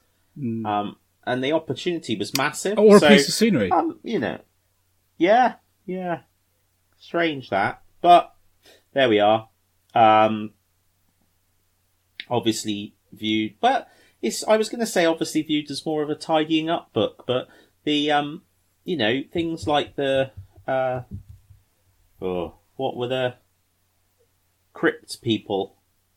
the flesh courts. Flesh eater courts. And the beastmen, they got things, but then I guess the Orruk range is massive, so maybe they just didn't feel they needed to add anything. I'm hoping that this is an interim book, and in like a year or two's time, we're going to see more normal Orruk models, and the Great Wire is going to be different, and you're going to have a proper re-release. But in the meantime, if this is just like an interim, I'm well happy with it. I think it's fab. Good. I haven't read the background bit yet. If that's rubbish, I'll be cross. I want pictures and I want good stories. I will be cross. I'll have a stroke. Consider yourselves threatened. I'll come up there and war. Oh my goodness, that could be terrifying, couldn't it? Excellent. Well, it's hard to follow that, really, dude. That's a very That's a surprisingly comprehensive breakdown of something. Oh, you cheeky bugger. Well, no, I meant for the podcast in general, not just for you. I was a bit concerned you might just strip off, paint yourself green, and run around wielding like bones. And what I haven't said is, having read the new War Scrolls, I'm pretty tempted to get some bone splitters, which should. Well, yeah, but I mean that was inevitable eventually because they're all part of the collection, aren't they? So, alongside the Ironjawz book, the Cities of Sigmar book is also coming out. So I was going to do a bit of a rundown on that. I probably won't go into quite the detail that Ben has. I had toyed with the idea of getting Dan to come along again because he's very into it. But he's forsaken us and is off recording for another podcast somewhere in Australia. So, up yours, Dan. No, not at all. I'm chuffed for him. It's great because Dan's so keen on Wanderers and really got the knowledge on them, so that's good. So, yeah, other than that, completely unprepared. Woohoo! Well, go on then, give it a shot. Of course, I'm not unprepared. Of course I'm not unprepared. I'm just keeping it all in. So, Cities of Sigmar. So, what is Cities? So, Cities of Sigmar. I didn't realise until I read about it, which is, as with anything, that Cities of Sigmar, so there's 7 cities represented in Cities of Sigmar, and what it's doing is it's a book that is taking all of the sort of, I say dispossessed, and I don't mean the dwarves, I mean dispossessed as in they are dispossessed models, ranges, and amalgamate them. And it's all based around HAIIIIIL. So HAIIIIIL, you have HAIIIIIL, for those that don't know, you've got HAIIIIIL Akshi and HAIIIIIL Gyron, and it's basically one massive city built by Sigmar and all of Sigmar's dudes, and it centres around this huge realm gate, which goes between the realm of fire and the realm of life. And the city exists on both sides. It's important to remember at this point, if you aren't aware or you're fairly new to Age of Sigmar, that the Realm Gate Wars by now happened 200 to 300 years before where we're now set. So these cities are as a result of the Realm Gate Wars. You know, they have been built on them. They usually are centered around a storm keep, which is much like, if you like your Warhammer 40,000, much like a chapter fortress. Fortress Monastery, and so it's garrisoned by Stormcast, but it's also garrisoned by massive armies of citizen militia. And it's interesting because Gotrek, I've just listened to the new Gotrek story, absolutely fantastic, really liked it, but he, without giving too much away, he is talking about the old world, for a reason I don't want to say. But he says, the armies that could be mustered by HAIIIIIL alone would be the equal, or be enough to lay waste to swathes of the old world, just from HAIIIIIL, because he's talking about the scale of things, and how flipping mad the mortal realm is. That's really awesome. So huge armies. That's just amazing. Yeah. There's some great stuff in there, only mate. Honestly. tanks. Well, exactly. And you will never beat. Why is there a shark being ridden by bloody elves? It's not a shark, Gotrek. It's an Alapex. Looks like a bloody shark to me. I fucking love it. It's so good. So anyway, 7 cities. HAIIIIIL is in the middle, and then there are 3 cities in Ghyran and 3 cities in Akshi. So the cities in Ghyran, so that's the realm of life. And interestingly as well, it's sort of advanced on. So if you did read any of the Realmgate Wars, that was where the Hallowed Knights went and they found Aeldari, and she was quite cold towards Sigmar. Well, by this point, that alliance is sort of firmed up. And actually, so the Living City is the first city in the lore of life. And that's the one that Dan is obsessed with. Yeah, he's loving it. And because in many ways it's rebirthed Wood Elves for Dan, because actually in the Living City there are Sylvaneth who fight alongside the men but they also fight alongside the Wanderers. So the original background was that the Wanderers had abandoned the Sylvaneth in the War of Chaos and were therefore shunned, but Aeldari has forgiven them and they have become repatriated. So really you have got the option to do your Wood Elf thing. There's also Stormcast Eternals living in there as well. Which ones? The Ghyran Guard. They're called the Ghyran Guard. So I don't know that I've heard of those, but there we are.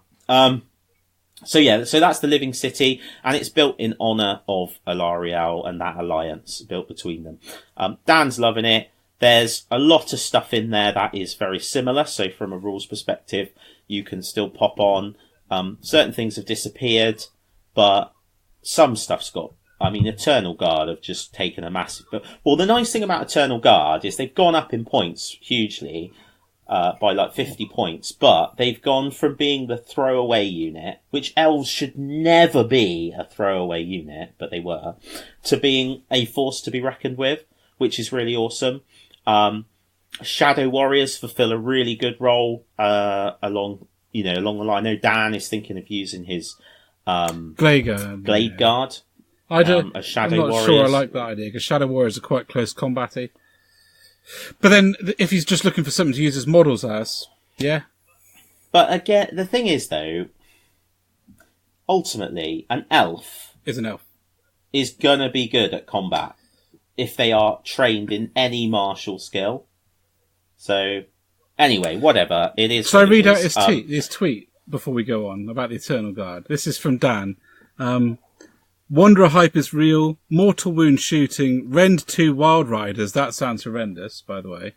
And potential 2+ save Eternal Guard combo. It's like Christmas. So he's loving. Yeah, he's very happy. Well, and it's great. It's great to hear him energized. What I did like though is he did have a bit of a moment because Tom and I were discussing Tom doing a Night Haunt army. Oh yeah. And Dan was like. Wild Riders finally get Rend. Tom does an army that ignores Rend. Figures. one of the Orruk clans ignores the Ethereal Wall. Yeah, I saw that. Yeah, I saw that. So yeah, Living City is Dan's really, really excited about. The Greywater Fastness, that's all your guns and the Ironweld Arsenal. The artwork of that place is insanely good. It's brilliant. Well, and the area around it was attacked, and they fired off so many guns and stuff that it's like all the area around the city is like parched and dead because there's just fired so much shot, which is just mental. So that's good. And it does say that the Sylvaneth are a bit grumpy now because the glades are all polluted. which I think is that in the realm of life? Then is it? That is in the realm of life, yes.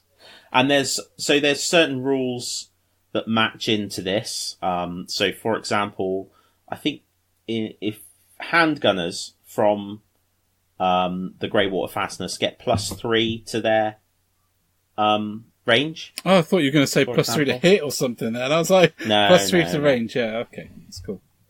So this is one of my favourites, the Phoenicium. So this realm had a massive battle in ages past, and it was like a mighty city, and it had this massive battle, and they used loads and loads of magic, and there was this giant tree in the middle, and the magic split this giant tree, and all the sap came out, and basically solidified in amber the whole city, much like Vesuvius and Pompeii, right? But then in the time of Sigmar, when he comes back, the elves and all the phoenixes rock up, all the Fireheart Phoenix, and they fly over it, and their sort of magical fire made all of the amber turn into like a mist, and unveiled all this like city that was like stopped in time. And so they've sort of rebuilt it, but the whole place has just got this amber coloured mist everywhere. That's really cool. Yeah, really mystical. And they have a Stormkeep, and the Sigmar, the Stormcast that look after that place are called the Lions of Sigmar. So they've got to be awesome, haven't they? And you've got like Phoenix Guard, the old Phoenix Guard models. They are the main guys in the Phoenix Temple. There, that's cool because they're nice models. It's nice to see them survive. Not as nice as the White Lions or Swordsmen of Herith, but you know, who am I to... Okay, let's just keep going. Right, so then we move into Akshi. So the first one in Akshi is Anvilgard. Yeah. So Anvilgard is a port, and in there you've got all of the Dark Elf type things, or the Scourge Privateers. So it's worth saying at this point, there are 30 potential battle line units in this book, to give you an idea of how mixed it is. Many are unlocked by different generals. Yeah, good. So the Charybdis, for example, which is the big crazy monster thing that's made out of a Hydra kit, that's from that features heavily in Anvilgard. Important to say as well that you have to choose one of these cities to unlock the rules. Is there a build your own city kind of thing? Not that I'm aware of. That's no. a bit of a shame, really. Yeah, but I mean, I suppose ultimately you can say they're from X place, but it follows all the rules. Yeah, and my feeling is with this is it's another bridging book in a sense. It's going to take us on to something like better in a couple of years. So the foundation for it sounds great. Yeah. So then you have Hallowheart as well over there, which is built inside a massive column of basalt, which is quite interesting. And the Hallowed Knights chill out over there. I love the Hallowed Knights. So is that going to be your City of Sigmar? Knights. No. Wait. I've got one. Yeah, I know what I want. Alongside all the other stuff you want to do. Yeah. And then Tempest's Eye, right? Is this the one? Tempest's Eye is... No, that's not the one either. That might be my one, the other one, actually. I kind of like the idea of Hammerhowl. I think Hammerhowl is such a cool idea. Tempest's Eye is great because it's built right at the top of mountains.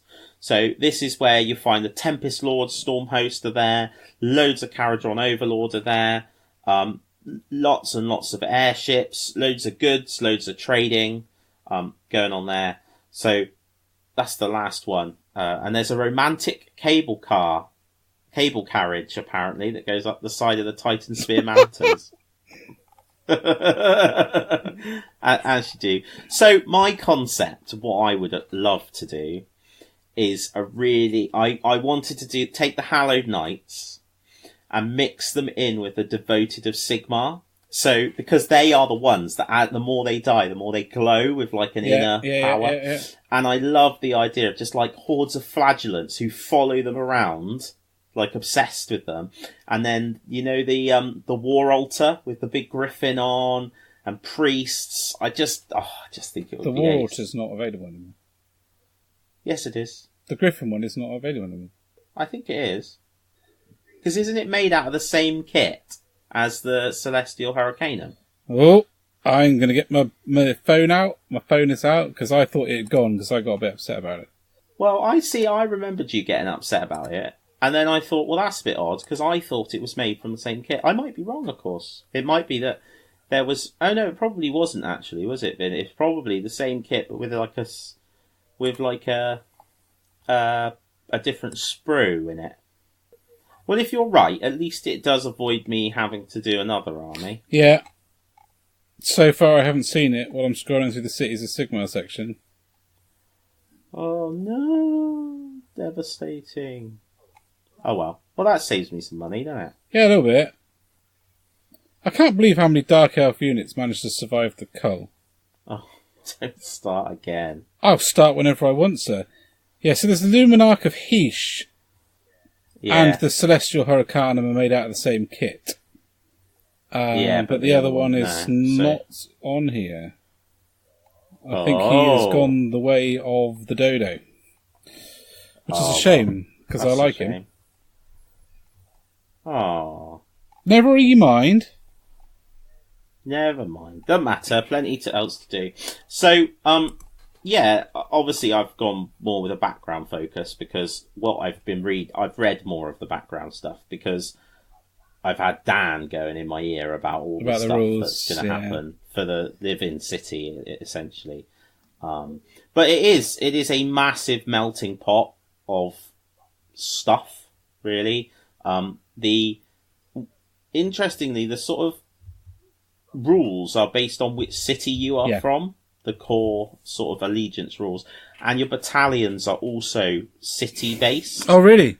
That's quite cool. Yeah. They can all be fielded alongside Stormcast. Yeah. But as I understand it, the Stormcast gain the keyword of the city, so they wouldn't necessarily have access to all the Stormcast stuff in a matched play scenario. Okay. Like the Stormcast allegiance abilities. Well, obviously, you could just still take them as allies, I assume. And then, do it that way. So, battle line, as I said already, 30 different battle lines. Hydras, Cryptis, steam tanks. As a battle line? Yeah, if you've got the right type of general. Oh my giddy aunt, that would be insanely good. Yeah, it'd be amazing to see, wouldn't it? Like an armoured company. Oh, that would be mint. In shiny black armour as well. Oh, yeah, it'd be sweet, wouldn't they? Wildwood Rangers, the Sisters of Avalon, which are like the magical shooty women. Sisters of the Thorn, Shadow Warriors, the Scourge Privateer, like the chariot, basically, the Dark Elf chariot type thing. It's called something else, but I can't remember. Well, the chariot actually is there, but there's the other one as well. Phoenix Guard, Iron Drakes, Hammerers, Pistoliers, the other type of Pistoliers, the Outriders, that's it. Great Swords, Flagellants, Executioners, Cold One Knights. This one I like, Demigriffs. I think that could be good fun. Demigriffs. Oh, yeah, it could. Lots of them. And a griffin. Guy on a griffin, loads of demigriffs. That would be very Sigmar, wouldn't it? Yeah, it would be. That would be very wicked. Sigmar. That would be cool if you could get hold of one of those war altars to put in as well, because that would really fit the theme. Dark Riders, Corsairs, Longbeard. Now, I have to mention Longbeards have a rule where basically they can grumble each turn, right? And you can pick a different thing to grumble about.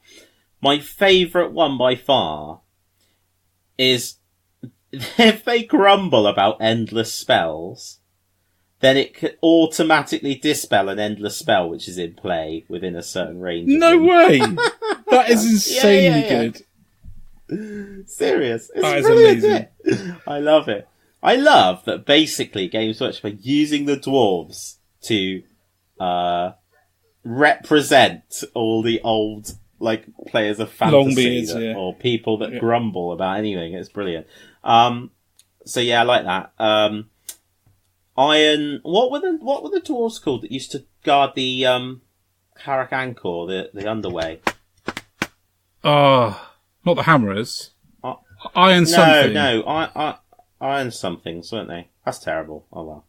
Handgunners, halberdiers, crossbowmen, eternal guard, dark spears. Well, basically the 3 dark elves. So dark spears, the crossbow ones, and the sword Ironbreakers. Ones. Ironbreakers, that's the one. So yeah, massive long list. Real opportunity to theme your army in a really solid way. Oh, endless spells always count as being cast in the realm that they're from as well in this army. So it doesn't matter which one you do, it's always the uber level because it's kind of paying homage to the fact that wizards for the Empire, as were, human wizards, whatever, were supposed to be the masters of the generic. Yeah. Which I quite like. Yeah. So, more of a backgroundy overview than a rulesy one. But I think, to be honest, I don't know, actually, I say that, but there is going to be lots of options and play styles. So if you are into different play styles, I think this would be a great army. But I also think it's really going to be up your street if you like the idea of background and theme. I think if you were into Cities of Sigmar, if that became your thing, you could stay there forever and end up finding a play style and changing play styles and mixing it up and, endlessly creating hassle for your opponents because they'd never know really what build of Sigmar you could bring out. So yeah, I think it's really exciting.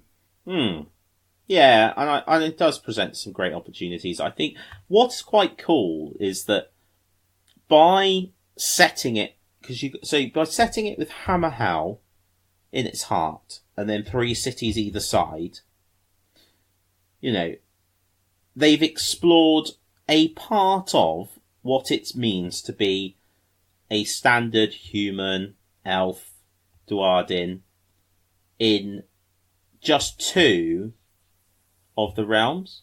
What they've not explored is really exciting, because when in the future they decide actually we'd like to visit the what it is like to be an elf, Duardin, what have you, what that army looks like in Camon, or Chamon, as it's also known. So the realm of metal, or Gur, that is an open book. They can do what they want, and I think that's really exciting. Yeah, agree. So yeah. Okay. So yeah, there's a book called Cities of Sigmar. That is a monstrous Mortal Realms segment there. It's good though, because there's loads of really exciting stuff. We haven't even got onto the fact that I bought Beastgrave, and the models are stunning. And there's new Warcry models out today. And there's new Warcry models that have been announced, including a massive, Cyclopean troll dude. Troll with the best hair you've ever seen. Yep. It's amazing. You throw rocks at people. We've got to leave something for next time. So let's leave something for next time. Yeah. And head on into the community. I think that is probably a good call.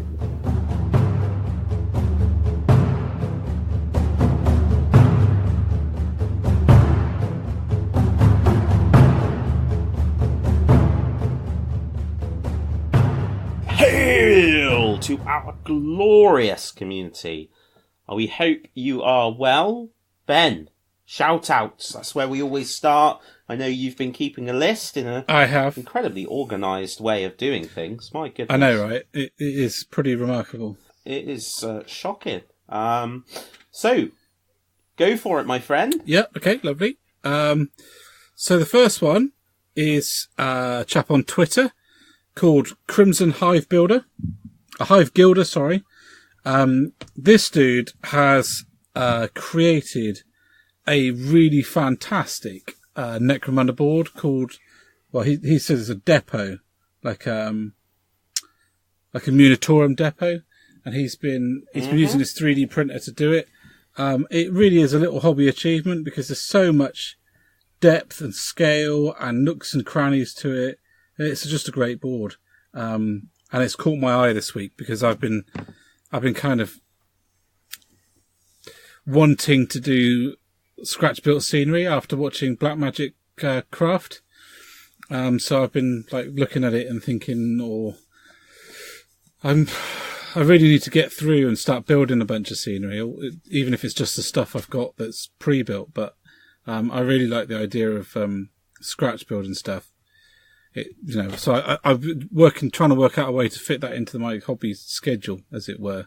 But this guy, I think, it's a great hobby achievement. It's a fantastic board, and it's got a nice selection of colours as well. Looks really nice, doesn't it? Yeah, really nice. It's good fun to play. Coerced me even more into getting a printer, 3D printer. Oh, yeah. So next on the list is but over to Instagram, and this is a workshop called HAIIIIL Workshop. Now, it's a bit of a scenery episode, this one. This guy's work is just so realistic. When I first saw it, I thought someone had taken a photograph out on a walk. And then, of course, scroll through the profile, and it's not. And the YouTube account that he runs as well is equally as amazing, basically. And they're really good at going through the tutorials how to build stuff. It's hyper-realistic. Hyper-realistic isn't for everyone. We're wargamers, so hyper-realistic often gets sort of left to diorama bases, that kind of stuff. I think actually, if you've put the effort to make a hyper-realistic battlefield, you might end up being a bit precious of it to play war games on it, which is a bit of a shame. But I have often thought about doing a hyper-realistic Lord of the Rings board, and like an Amon Hen board, without it being Amon Hen. So having like, you know what I mean? So it's that kind of area with waterfalls and that to do an ambush. I've always quite fancied doing that. And do that on like a, maybe a 3x3, so a little skirmish board that was in 28mm scale to play. And then you could play Saga on it. You could play, but at the same time, I think if you went any more than skirmish and you had lots of models, you could end up being a bit precious with it. Yeah, definitely. And you've got to have somewhere to store it safely as well, where it's not just going to get really dusty and such like. Yeah. But it does look good. It does. Any thoughts that anyone has on sort of integrating hyper-realistic scenery into wargaming scenery?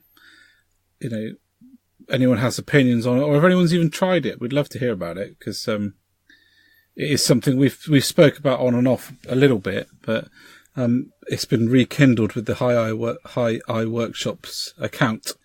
And finally, last on my shout-outs is a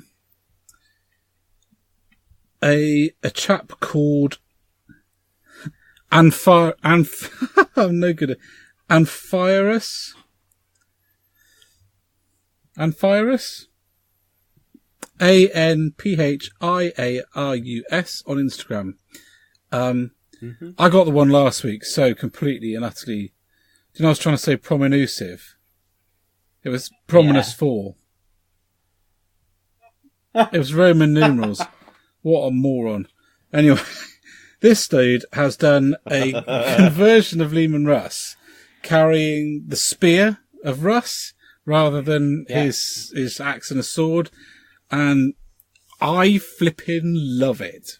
Like, absolutely brilliant. All I can see when I see that model, all I can hear, is the story where, if anyone has read the Space Wolves books, they will know that Ragnar gets basically kicked out the chapter and sent off on like a naughty boy mission, because he throws the Spear of Russ, through a portal, at what he thinks is, Magnus. It is Magnus, and they basically put him through the trials of Morkai again, to try and work out whether he'd thrown the spear to Magnus, to hand over one of the Space Wolves' greatest artifacts, and whether he was actually an agent of chaos. Fast forward a couple of books, and he is in contact with the 13th Company, and there's some great moments in that book. It's fantastic. But he's telling them all about this Spear of Russ and what had happened. And the Rune Priest is like, oh, that old thing. Russ hated that. He got so drunk one night, he went out into the outside the tent and threw it as far as he could because he was fed up of looking at it. Like, just absolutely love that. So every time I've looked at that model, that little story has come into my head, which it just fills me with joy. So, yeah, and it's a very seamlessly good conversion. It's just perfectly done. So it looks as if it's good enough that if you caught it off of someone's account, you'd think it was a Forge World sort of the next sculpt for Leman Russ, or an alternate sculpt that they were working on, an upgrade kit or something. It's that well executed, and I can't wait to see it painted. So that, dude, is my 3 shout-outs for the day. Crimson Hive Guilder, HAIIIIIL Workshop, and the name that I crucified twice, and will crucify for the third time, Amphiarus. Cool. So, as ever, it falls to me to chat about our hobby group. Again, as always, very grateful for the amount of energy and effort. Lots of cool posts in there. If I've not responded in some way, I'm sorry, I'm getting there. There's so much awesome stuff. And I like to take the time to have a proper look and respond properly, rather than just go down and like everything and then not say anything, because I really appreciate you put the time and effort in. And thank you very much to those of you who take the time and effort to respond to other people's posts, because, people put themselves out there, put stuff up, and I always think it's always a bit of a shame when you see posts in any group with no responses. So thank you to those that take the time to do that. I think that's a general thing that I think people should genuinely try and do. It's all well and good liking something, walking through and hearting and liking and ticking, but if you really like something, then make a comment, say something positive. It makes someone's day, and it's a little bit of effort, and I think it just builds a better community.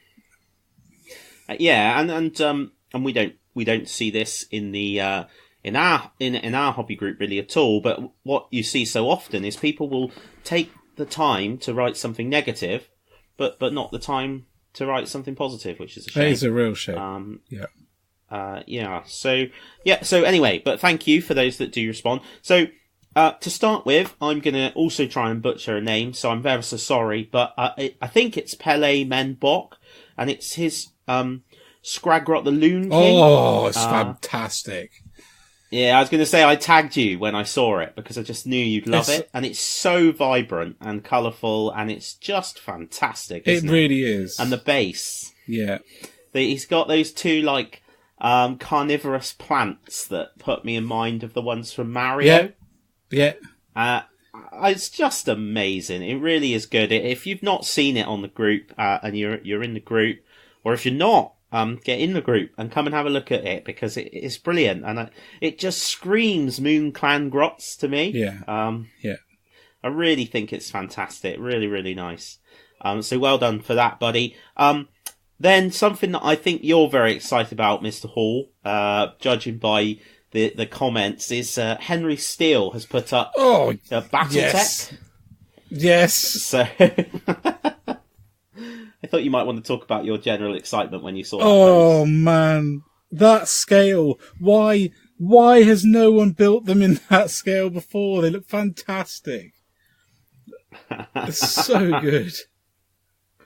So they 3D printed them, They're 3D printed battle mechs. So they're the same ones that you get in the new starters kit, or whatever they want to call that. There's I don't know the names of them, but They're the three of the ones that you get from there, and they 3D printed them, and they are about 28mm scale, so they look completely right on a 40k table, and they are just wonderful. They look like they're proper products as well. Yeah, they do look great. So Henry is part of the Cult of Paint, and so they were over in was it in America? Were they in the States? Not sure.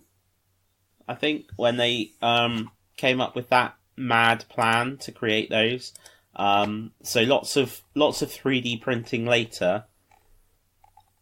Sorry guys, you'll be able to hear the mouse rolling as I go to find out. Was in the States recently. So brilliant. Really cool stuff, and as you heard, Ben, very excited. So excited. It's fantastic. Well, if you get the new house, mate, you'll have room for a nice 3D printer set up, won't you? Oh, yeah, it will. That'll be ace. So, lastly, though, something that is very, very dear to my heart, and I've seen in the group, which I think is excellent. John Hammett, what a cracking cake! Have you seen his cake he's done? Yeah. That is so good. Airbrushed it. I absolutely loved it. Yeah, because he airbrushed it, which meant it got into the hobby group, and I think it's brilliant. The only problem with it is that it's not in my belly. Well, I was to say, I lived close enough to John that he could have posted it. It would have, sure, it would have turned out fine. Can't imagine what would have I work for the postal service, dude. I'm not sure. Certainly not if it came anywhere near me. Which would be interesting if it went all the way up to Bristol to come back down to you, but not a surprise, I would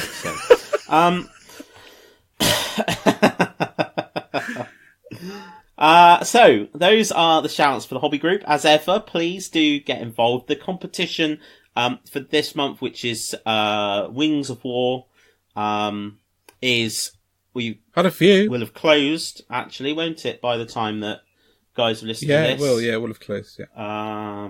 So you'll have seen some update posts about that, and I'll have decided on next month's competition theme as well.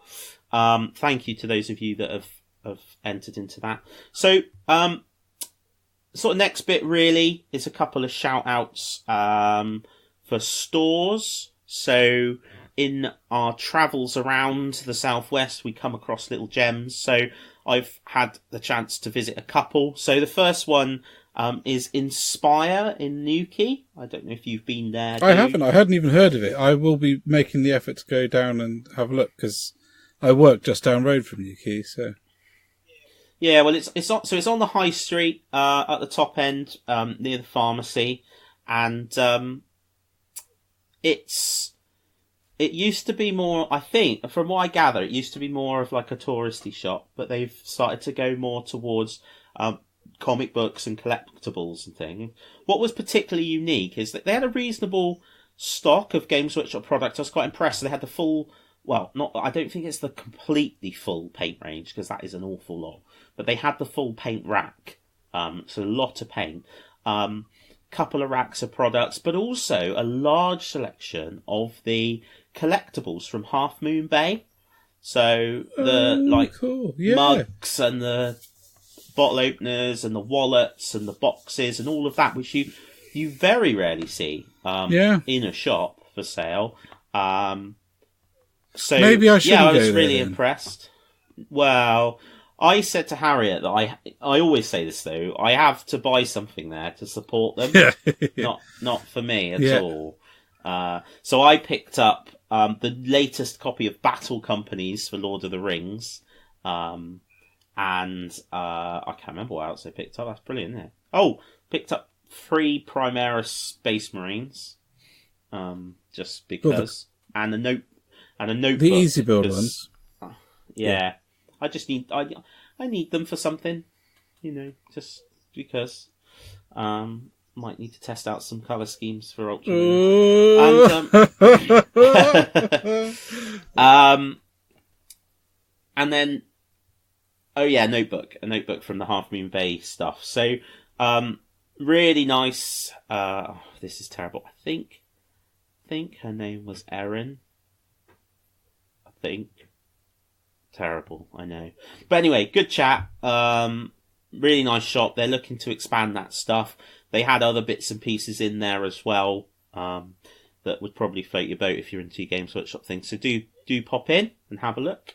And then up near me, yesterday, I visited Game Scene in Kingswood. So Game Scene are like a computer games store group that's in Bristol. But they haven't done it in all their stores, but the one in Kingswood now has a Games Workshop rack in there, so they've started to get products. So that's even closer to me again than any of the others. So Harriet was like, "Oh, for goodness sake!" So I can be there within about 10 minutes. Excellent, easily. So that's good. Interesting though, and this is something. I'll be interested to speak to somebody in Games Workshop at Trade about how they sort of advise people when they start out with products. They obviously had some of the core product, and I understand that, but they only had a tiny selection of paints. And I just think, I think that paints, you can't have them all because there's loads of them. But they are a draw, I think. I think from a convenience perspective. Yeah, I agree. And when I say a tiny selection, I'm talking less than 20 different ones. Not which is hardly any at all. Well, I don't know exactly what is in it, but their Games Workshop basically do it in, I guess, I don't know the wording, so I might get details wrong, but they do it in templates. So they've got their core template, as it were, and then they get expansions onto that. And I'm pretty sure the core template is most of the paints. And you get discount on the product that you buy for the store if you stick to the templates. I believe, again, I might be wrong because I'm not a trader, but as far as I can tell, talking to people, it works out reasonably well, because at the end of the day, if you go to a company and say, "I'd like to stock your product," and they turn around and go, "Yeah, here's our core template, and our core template is made out of the stuff we sell the most," then that's kind of half your job done as a stockist, isn't it? Rather than trying to work out what you want to have on your shop floor. Yeah, I mean, I think it is difficult. I think it is difficult because people often have quite specific needs. And local preferences as well can play into it. Yeah. But the chap in there, Dave, was really quite interested in it as a product he used to collect. But really into his computer games now. But he was quite interested in getting the word out there and what he could do to help people and support people, which I think was cool. I say, it might be different for others. I guess, as an established hobbyist, who knows that, there's a load of places around Bristol where I can go and get my product. The thing that would make me go there is convenience. And I think that's something that we didn't talk about a great deal when we were talking about last time about reasons for where you spend your money. So it would be convenience. However, because they might not have your paint, they might not have my paint, which is the thing I'm going to want to purchase the most. On a whimsy, yeah. On a whimsy, I'm unlikely to visit. I'll visit because I think, I should try and support them. But if I'm really after something, like a paint, I'm going to go somewhere I'm going to go up to the GW, which is that bit further away. But they've got to have your product. I'm exactly the same with Antics in Plymouth, to be honest. They have the Vallejo range, but they have 5 of them, and the rest of it's empty. So if I was going to find a paint, I would never even consider going there. No, and I think even it's difficult. It is difficult for shops, to be fair, because even more so now, with everything so easily available online, if you're going to get in the car and travel to get something, it's because you really need it. I was going to say, when it comes to paints, I am so disorganised that I cannot buy paints online because I can't predict what I'm... It's not like I have a stock of Agrax Earthshade. And if I go through my spare, I'm like, I need to buy another one. I'll be using the pot and be like, I've run out of Agrax Earthshade. Joe, we're going to Truro. it's just as bad as that. To be honest, I use the app. I've said before, I use the app and I keep a track of the colours that I've got really low on. And then when I'm in Games Workshop, I get the app out and double check it and buy up the ones I want. Maybe you're preposterously organised and you like that kind of stuff. Yeah, I know. And look at your hobby desk and look at my box of paints. Yeah, well, yeah, I know that. Interestingly, I've got nearly all the contrast range now. After saying you wouldn't. Yeah, so, but why not, eh? So yeah, it's interesting. I guess it's tough to decide. So if you are local to Kingswood, do pop in, have a look. If there's something on the shelf you need, you know, I'm sure Dave would really appreciate the support. I know they can get stuff in, but I think that's a really difficult thing to sell now because so can anywhere. Yeah. So yeah, do check that out if you're looking for something convenient. And you know that hopefully the more people that shop there, the more chance there'll be that paint range will expand. The consumables bit will expand, and then it'll become even more of a... I mean, yeah, to be fair, it's quite cool if I just want a spray undercoat or something. Just whip up there. So yeah, so that's good. So the last thing really, community-wise for us, is to go into the events. Yep. So I had a particular one, Ben, before we go too far, that I wanted to shout out. So really cool. I might have mentioned it. I came across a chap called Duncan when I went to Big a few weeks ago, and he was running an Age of Sigmar event with 16 people in it. And he was doing a cracking job. He generated some cool dice and scenery markers, which he'd given to everybody that had come along. And he's working really hard to grow the Age of Sigmar scene, event scene, which is excellent because actually, you know, when you can go to Curtain Games or across to Firestorm, and find some big events going on, you know, 40, 50 plus people playing Age of Sigmar, and yet, unfortunately, in Bristol, for whatever reason, the events were only sort of sitting around the sort of 12, 10, 12 people mark. So it's nice that Duncan has got involved with Jim, and they're really pushing that now. So he's doing a Troubled Doubles event, a 1K OS doubles tournament, on the 9th of November. So that is well worth having a look at. I think the idea is that you turn up with an army and then you're randomly paired with people. So if that's your bag, definitely go along. I know they're thinking of doing a 2,000 point event soon as well, which I think is a good idea. Be well received. I really like that doubles idea. I know it could generate anxiety in some people. I do appreciate that, but I think one of the reasons I like doing tournaments is to meet people and develop a new sort of friendship across the table, because playing a game with people is fun. I enjoy doing it, especially if we're both there to have fun. And actually being paired up with someone random and you've got to mash your forces together, and try and make them work and then play a game. I reckon that could be a hoot. I really do. Yeah. It's a bit like speed dating for Age of Sigmar. Yeah, I think you might have said that to me, actually. I think I've heard that term before. It's quite funny.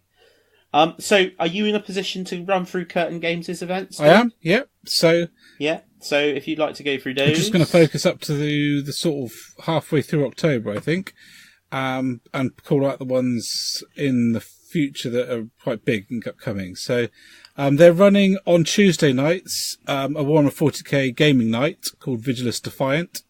And that's going on until December. So if you're into 40k and fancy some regular 40k action, then that's pretty cool. They have the September the 27th is today, which is no use to you guys listening on Wednesday or further on, so I missed those. But the weekend just before we've released this, they've had that excellent release weekend where you've got the Throne of Eldraine Friday pre-release, the Star Wars Legion Grand Assault Tournament, X-Wing Roads to the World Extended, and then on the 29th, which is a Sunday, more of Thrones of Eldraine. So loads going on there. So 5th of October, big one, Cortonian Carnage, which is the regular 40k tournament, and it's always good, that. So if you're into 40k, and you fancy getting involved in a bigger or in a tournament, then give them a call. There might be spaces. It's very possible that there isn't at this point. Disco Vader. I always love this. On the 10th of October, I still think that's a fantastic name. And that is a 200-point squad build for X-Wing tournament, FFG X-Wing. So Disco Vader. I just think that's brilliant. I can just imagine Vader in a disco with his lightsaber, accidentally chopping bits off. And then up and coming in the future, I'm really excited about this, is a whopping Sigmar tournament on the 7th of December called First Blood. It is got a lot of places. They've booked out a hall to try and expand their tournaments because, frankly, they did not have enough room to fit everyone in.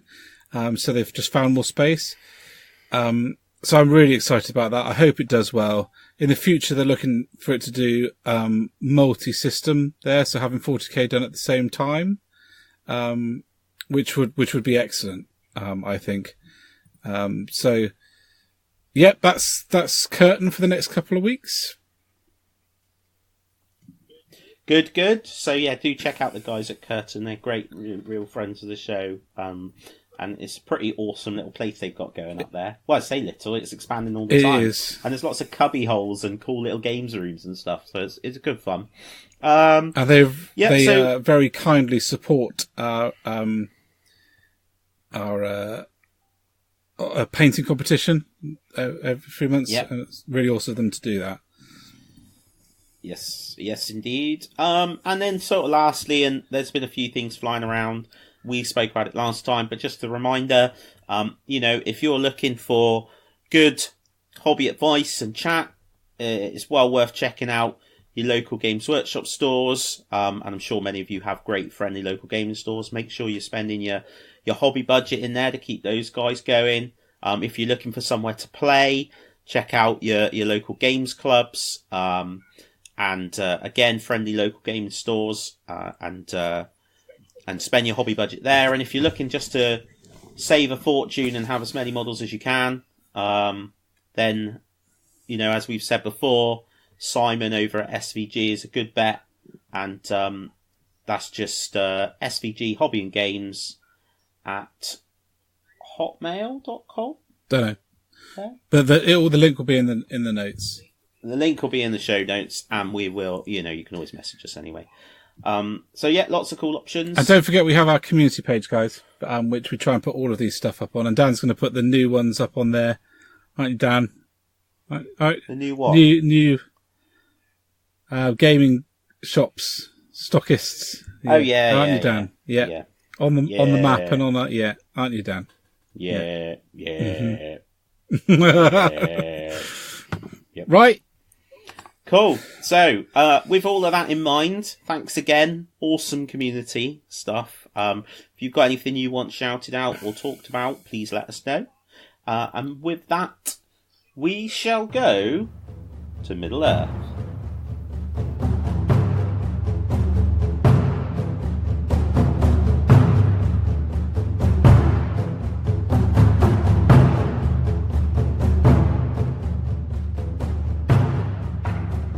Hail, mighty listeners, and welcome to the Middle Earth with Hobbits. We're going to talk about Hobbits. We are. Aren't we, Dan? Yes, mate. Hobbity goodness. I've got my book of Hobbity goodness. I have my book of Hobbity goodness. So, those of you that have listened before will know that every other episode we like to visit Middle Earth, and at the moment the theme is the Shire. I am supposed to be whopping on with painting and playing with the forces from the scouring of the Shire. That's going tremendously well, and I've done almost nothing. But that doesn't mean that we can't explore the Shire. So this time round, we wanted to talk a little bit about some of the lesser-known personalities from the Shire. So one of the nice things about these books is they really get into the detail. And the lovely thing about Lord of the Rings is the detail. So we wanted to talk a little bit about the Hobbits. So I've got the book. Ben's got the book. Yes. Clearly, you have the 4 classic gentlemen that went off on the adventures and came back mounted upon ponies to lay the smackdown to Sharky. But alongside that, a number of other personalities. So Farmer Tolman Cotton kicks off the list. So Farmer Cotton is referred to a little bit in the film, but only in so much as he is Rosie Cotton, which is the apple of Sam's eye. It's her dad, and he's in the books. He's a bit of a badass, really. He's all up for rousing the Shire and sticking it to him, isn't he? He is, yeah. He's but it's important to sort of, I don't know, people who listen to this may or may not be into Lord of the Rings, but we're hoping that they find it interesting enough to listen through. But if you don't know about hobbits, hobbits like respectable people who don't make much noise, don't go on adventures, and keep the neighbourhood nice and quiet and normal. But Farmer Cotton, when the place gets invaded, he isn't having any of it. It's not having any of it at all. And I think it's fantastic. What I can never remember, Dan, is he the farmer that Merry and Pippin nick all the vegetables from? No, that's Farmer Maggot. Farmer Maggot, yeah. So Farmer Tolman Cotton is not Farmer Maggot. Yeah. So Forge World have done a model, or there's been a model shown for him. It's not out yet, I don't believe. They've been gradually releasing the different personalities, Hobbit personalities, and I love it. They're so full of character, and actually I must pick them up. I picked up a couple here and there, but with the way, sadly, the way that models seem to pop in and out of the ranges at the moment, I don't want to leave it too long, because I could get disappointed. Yeah, so look, they're temporarily out of stock, let's so saying, 2 of them. Miss Tolman Cotton's been seen armed with a pitchfork, but he's not out yet. And swiftly following him up is Rosie Cotton, love of Sam's life. And what I love about Lord of the Rings strategy battle game, Ben, is like, these people are just included because they're in the story. You know, Rosie Cotton is unarmed in the game, completely unarmed. She can throw stones and she's resistant to magic, but she's in there because it's part of the story. And I love that. Yeah, so you can use her in the scenarios. Yeah. And of course, spoiler alert, Sam does end up marrying Rosie, and they have a whole bunch of children, which is good to know. Now, there's a happy ending. Woo! There is a happy ending. The next chap is the Mayor, Will Whitfoot, Mayor of Hobbiton. Now, he is out already. A stunning model with a little tiny top hat and a cane, and his mayoral rosette on him as well. I love him, and he basically marches up to Bag End with a view to talk to the chief and, kind of say, well, hang on a minute, this is all getting a bit silly, and just gets arrested and thrown in the lock holes, as it were. But he, again, going back to your point though, Ben, about hobbits not really, wanting to fight or what have you, it's quite a big deal that he tried to do the right thing by the hobbits as their mayor. And he tried to hold them together, and etc., etc.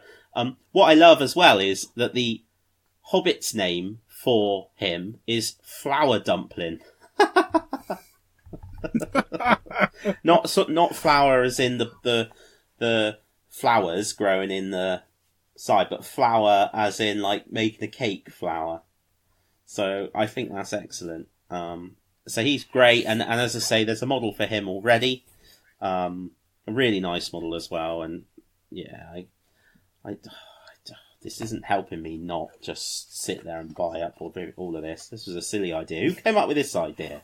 That would be you. That's right. So Folko Boffin comes up next, another minor hero. He helps the hobbits prepare to leave Bag End, and he stays behind to keep up a good story. Because obviously, when they're leaving the Shire, they're trying to leave. They basically don't want people thinking they're off with the ring and taking it to Rivendell at the time. He's just setting up a story. So he ended up in the lockholes as well, unfortunately. Again, another character that's unarmed. I forgot to say, actually, Will Whitfoot, his war gear is a walking cane. That's what he has to fight with. And again, it's just brilliant. I just love it. Wholefoot Bracegirdle, the sheriff leader. So he's temporarily out of stock. So you've got him as the sheriff leader, and then you've also got the sheriff deputy, I suppose, Robin Smallborough. And what I love about these guys is there are only 12 sheriffs in the Shire, and they're not really there to keep the peace. They sort of they are on paper, but actually what they do is go around checking out all the local beer in the inns and stuff like that, which I like. But by the time that the travellers have come back, they've got a much more sinister role, I suppose, of keeping people in line. And several of them are more of your sort that have become the bullies just to avoid being bullied themselves. And they have a bit of a good talking to by the 4 returning heroes, and ultimately end up making the right decision and getting on the right side. But again, both of those guys turn up in some scenarios. They're a little bit more biffy, being sheriffs. So they have 1.5 clubs and a better strength of the mighty 3, which is excellent.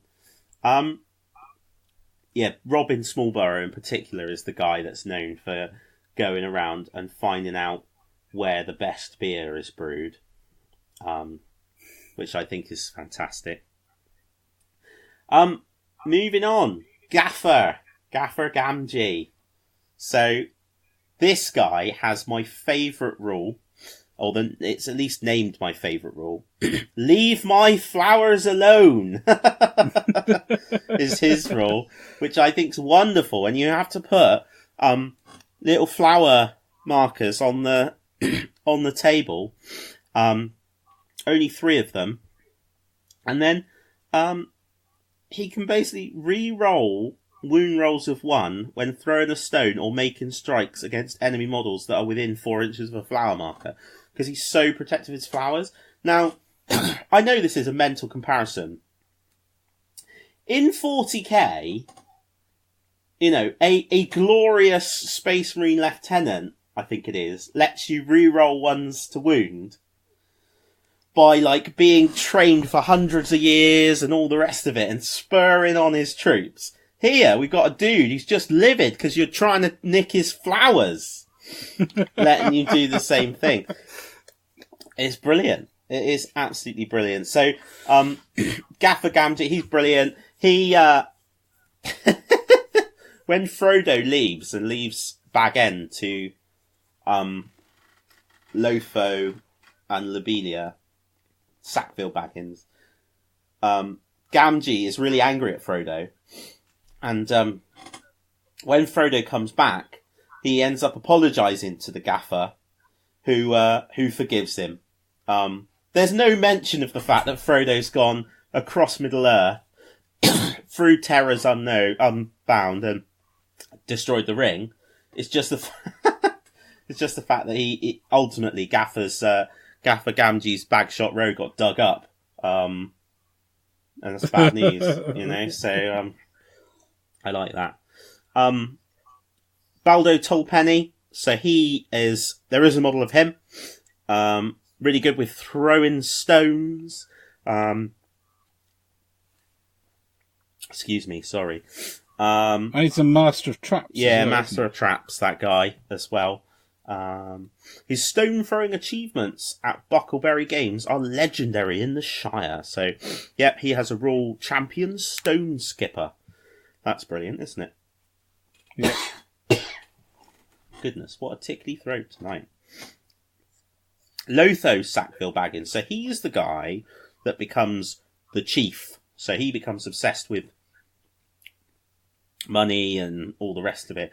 And he is essentially Sharky's front for some time, but then meets a sticky end when he's no longer required. So, yeah, he actually, Grima kills him with a knife, which isn't very nice, is it? But no. Such is the way things go sometimes for Lotho. But importantly, connected with Lotho, not actually in the Scouring of the Shire book, because I think she features in the main Lord of the Rings, Armies of the Lord of the Rings book, is Lobelia. She is armed with an umbrella. Now that is brilliant. And they talk about her, actually, because they're talking about people not standing up. And nobody really likes her, but when she was going somewhere, the ruffians, and you've got to bear in mind the ruffians are men-sized, and she's a hobbit, old hobbit lady, are trying to stop her, so she up and starts beating them up with her umbrella. Excellent. I mean, ultimately it doesn't go well for her, and she gets end up thrown in the lock holes as well, but it is still brilliant. So, there you go. A bit of a whistle-stop tour of the personalities of the Shire. And I think, again, what so many of them show as being a really cool thing about Lord of the Rings is the narrative. And it is very heavily focused on the narrative. So it has surprised me when people have asked us directly. They've been thinking of getting to Lord of the Rings, but they were worried it was too competitive, which I was very surprised to hear. I think there is a strong competitive scene. Is there? Yeah. But like any of the games, it doesn't have to be that way. I think the only thing I would say is, and it's the same with all the games, really, if you are looking for narrative, you have to be prepared to put a lot of effort in. I'm very lucky because I play once a week with Chris, and he loves writing narrative, loves it. And he does a lot of that work on other game systems. But like with this Scouring of the Shire I want to play, you know, you're talking about building the scenery, buying all the forces. It's a lot of work to really enjoy the narrative side of it. And that is something to bear in mind. But great fun. And if you are a collector, what a great opportunity to really collect towards the range. Yeah. It's nice to see that they're actually... I'd worried that for a long time the Lord of the Rings range was disappearing into nothingness. And now, actually, a lot of the models that had gone are starting to come back with new ones, which is really cool because if you're a collector, obviously, you might want the originals, but that, you know, the range is getting stronger and stronger. And now the fact that they're releasing models for an area that we all thought was sort of done and dusted and was never going to get much love again, and they're bothering to release models of Hobbits, it's fantastic. I think it's a really good sign of how much they intend to keep going with it. Absolutely. Me too. So, with that fairly brief visit to Middle-earth, but some interesting bits and bobs, I think that's starting to draw us to a close. Oh. Now, I am going to hand over to my wonderful assistant to tell you all about where you can find the 2P's, because I have the weirdest tickly throat cough thing, and I'm finding it really hard to keep talking, which is a bit of a shock. It is, considering you haven't shut up for about an hour. Thanks. So, guys, as ever, you can find us on Facebook, Twitter, and Instagram at the 2P's podcast. We've actually had a couple of people say to us that they don't use Facebook very often, and they would like to try and recreate the hobby forum on Twitter in the same way that they do on the podcast on the Facebook set page. And to do that, they've suggested using a Twitter hashtag. Well, that's absolutely awesome. If you want to put the hashtag the 2P's podcast, then that will attach it all together. And we can create a sort of Twitter hashtag for them. We're cool with that. We love creating communities. So that's awesome. You can also find us on YouTube, which is, just search the 2P's podcast, because the URL is gobbledygook until we've got enough followers for it not to be gobbledygook. And, finally, you can get the podcast on, Spotify now, which is worth giving us a shout out. Giving that a shout out. So if you use Spotify, you'll be able to find that on there very shortly. And thanks to the heads up guys, for letting us know that it could be there and wasn't, and that it should. Have I missed anything? Don't think so. The only thing we always like to add right at the end is just a massive thank you to our patrons. Yeah, absolutely. Legends. Yeah. Thank you. Basically. Yeah. Absolutely awesome. Thanks, guys. So without any further ado, we'll draw to a close episode 49. Next one is episode 50, and Dan and I will be having a chat about what we can do to make that a little bit different, a little bit more awesome. But we're not going to let anything on until we do it. Mainly because that's a good reason to do nothing if we don't get organised.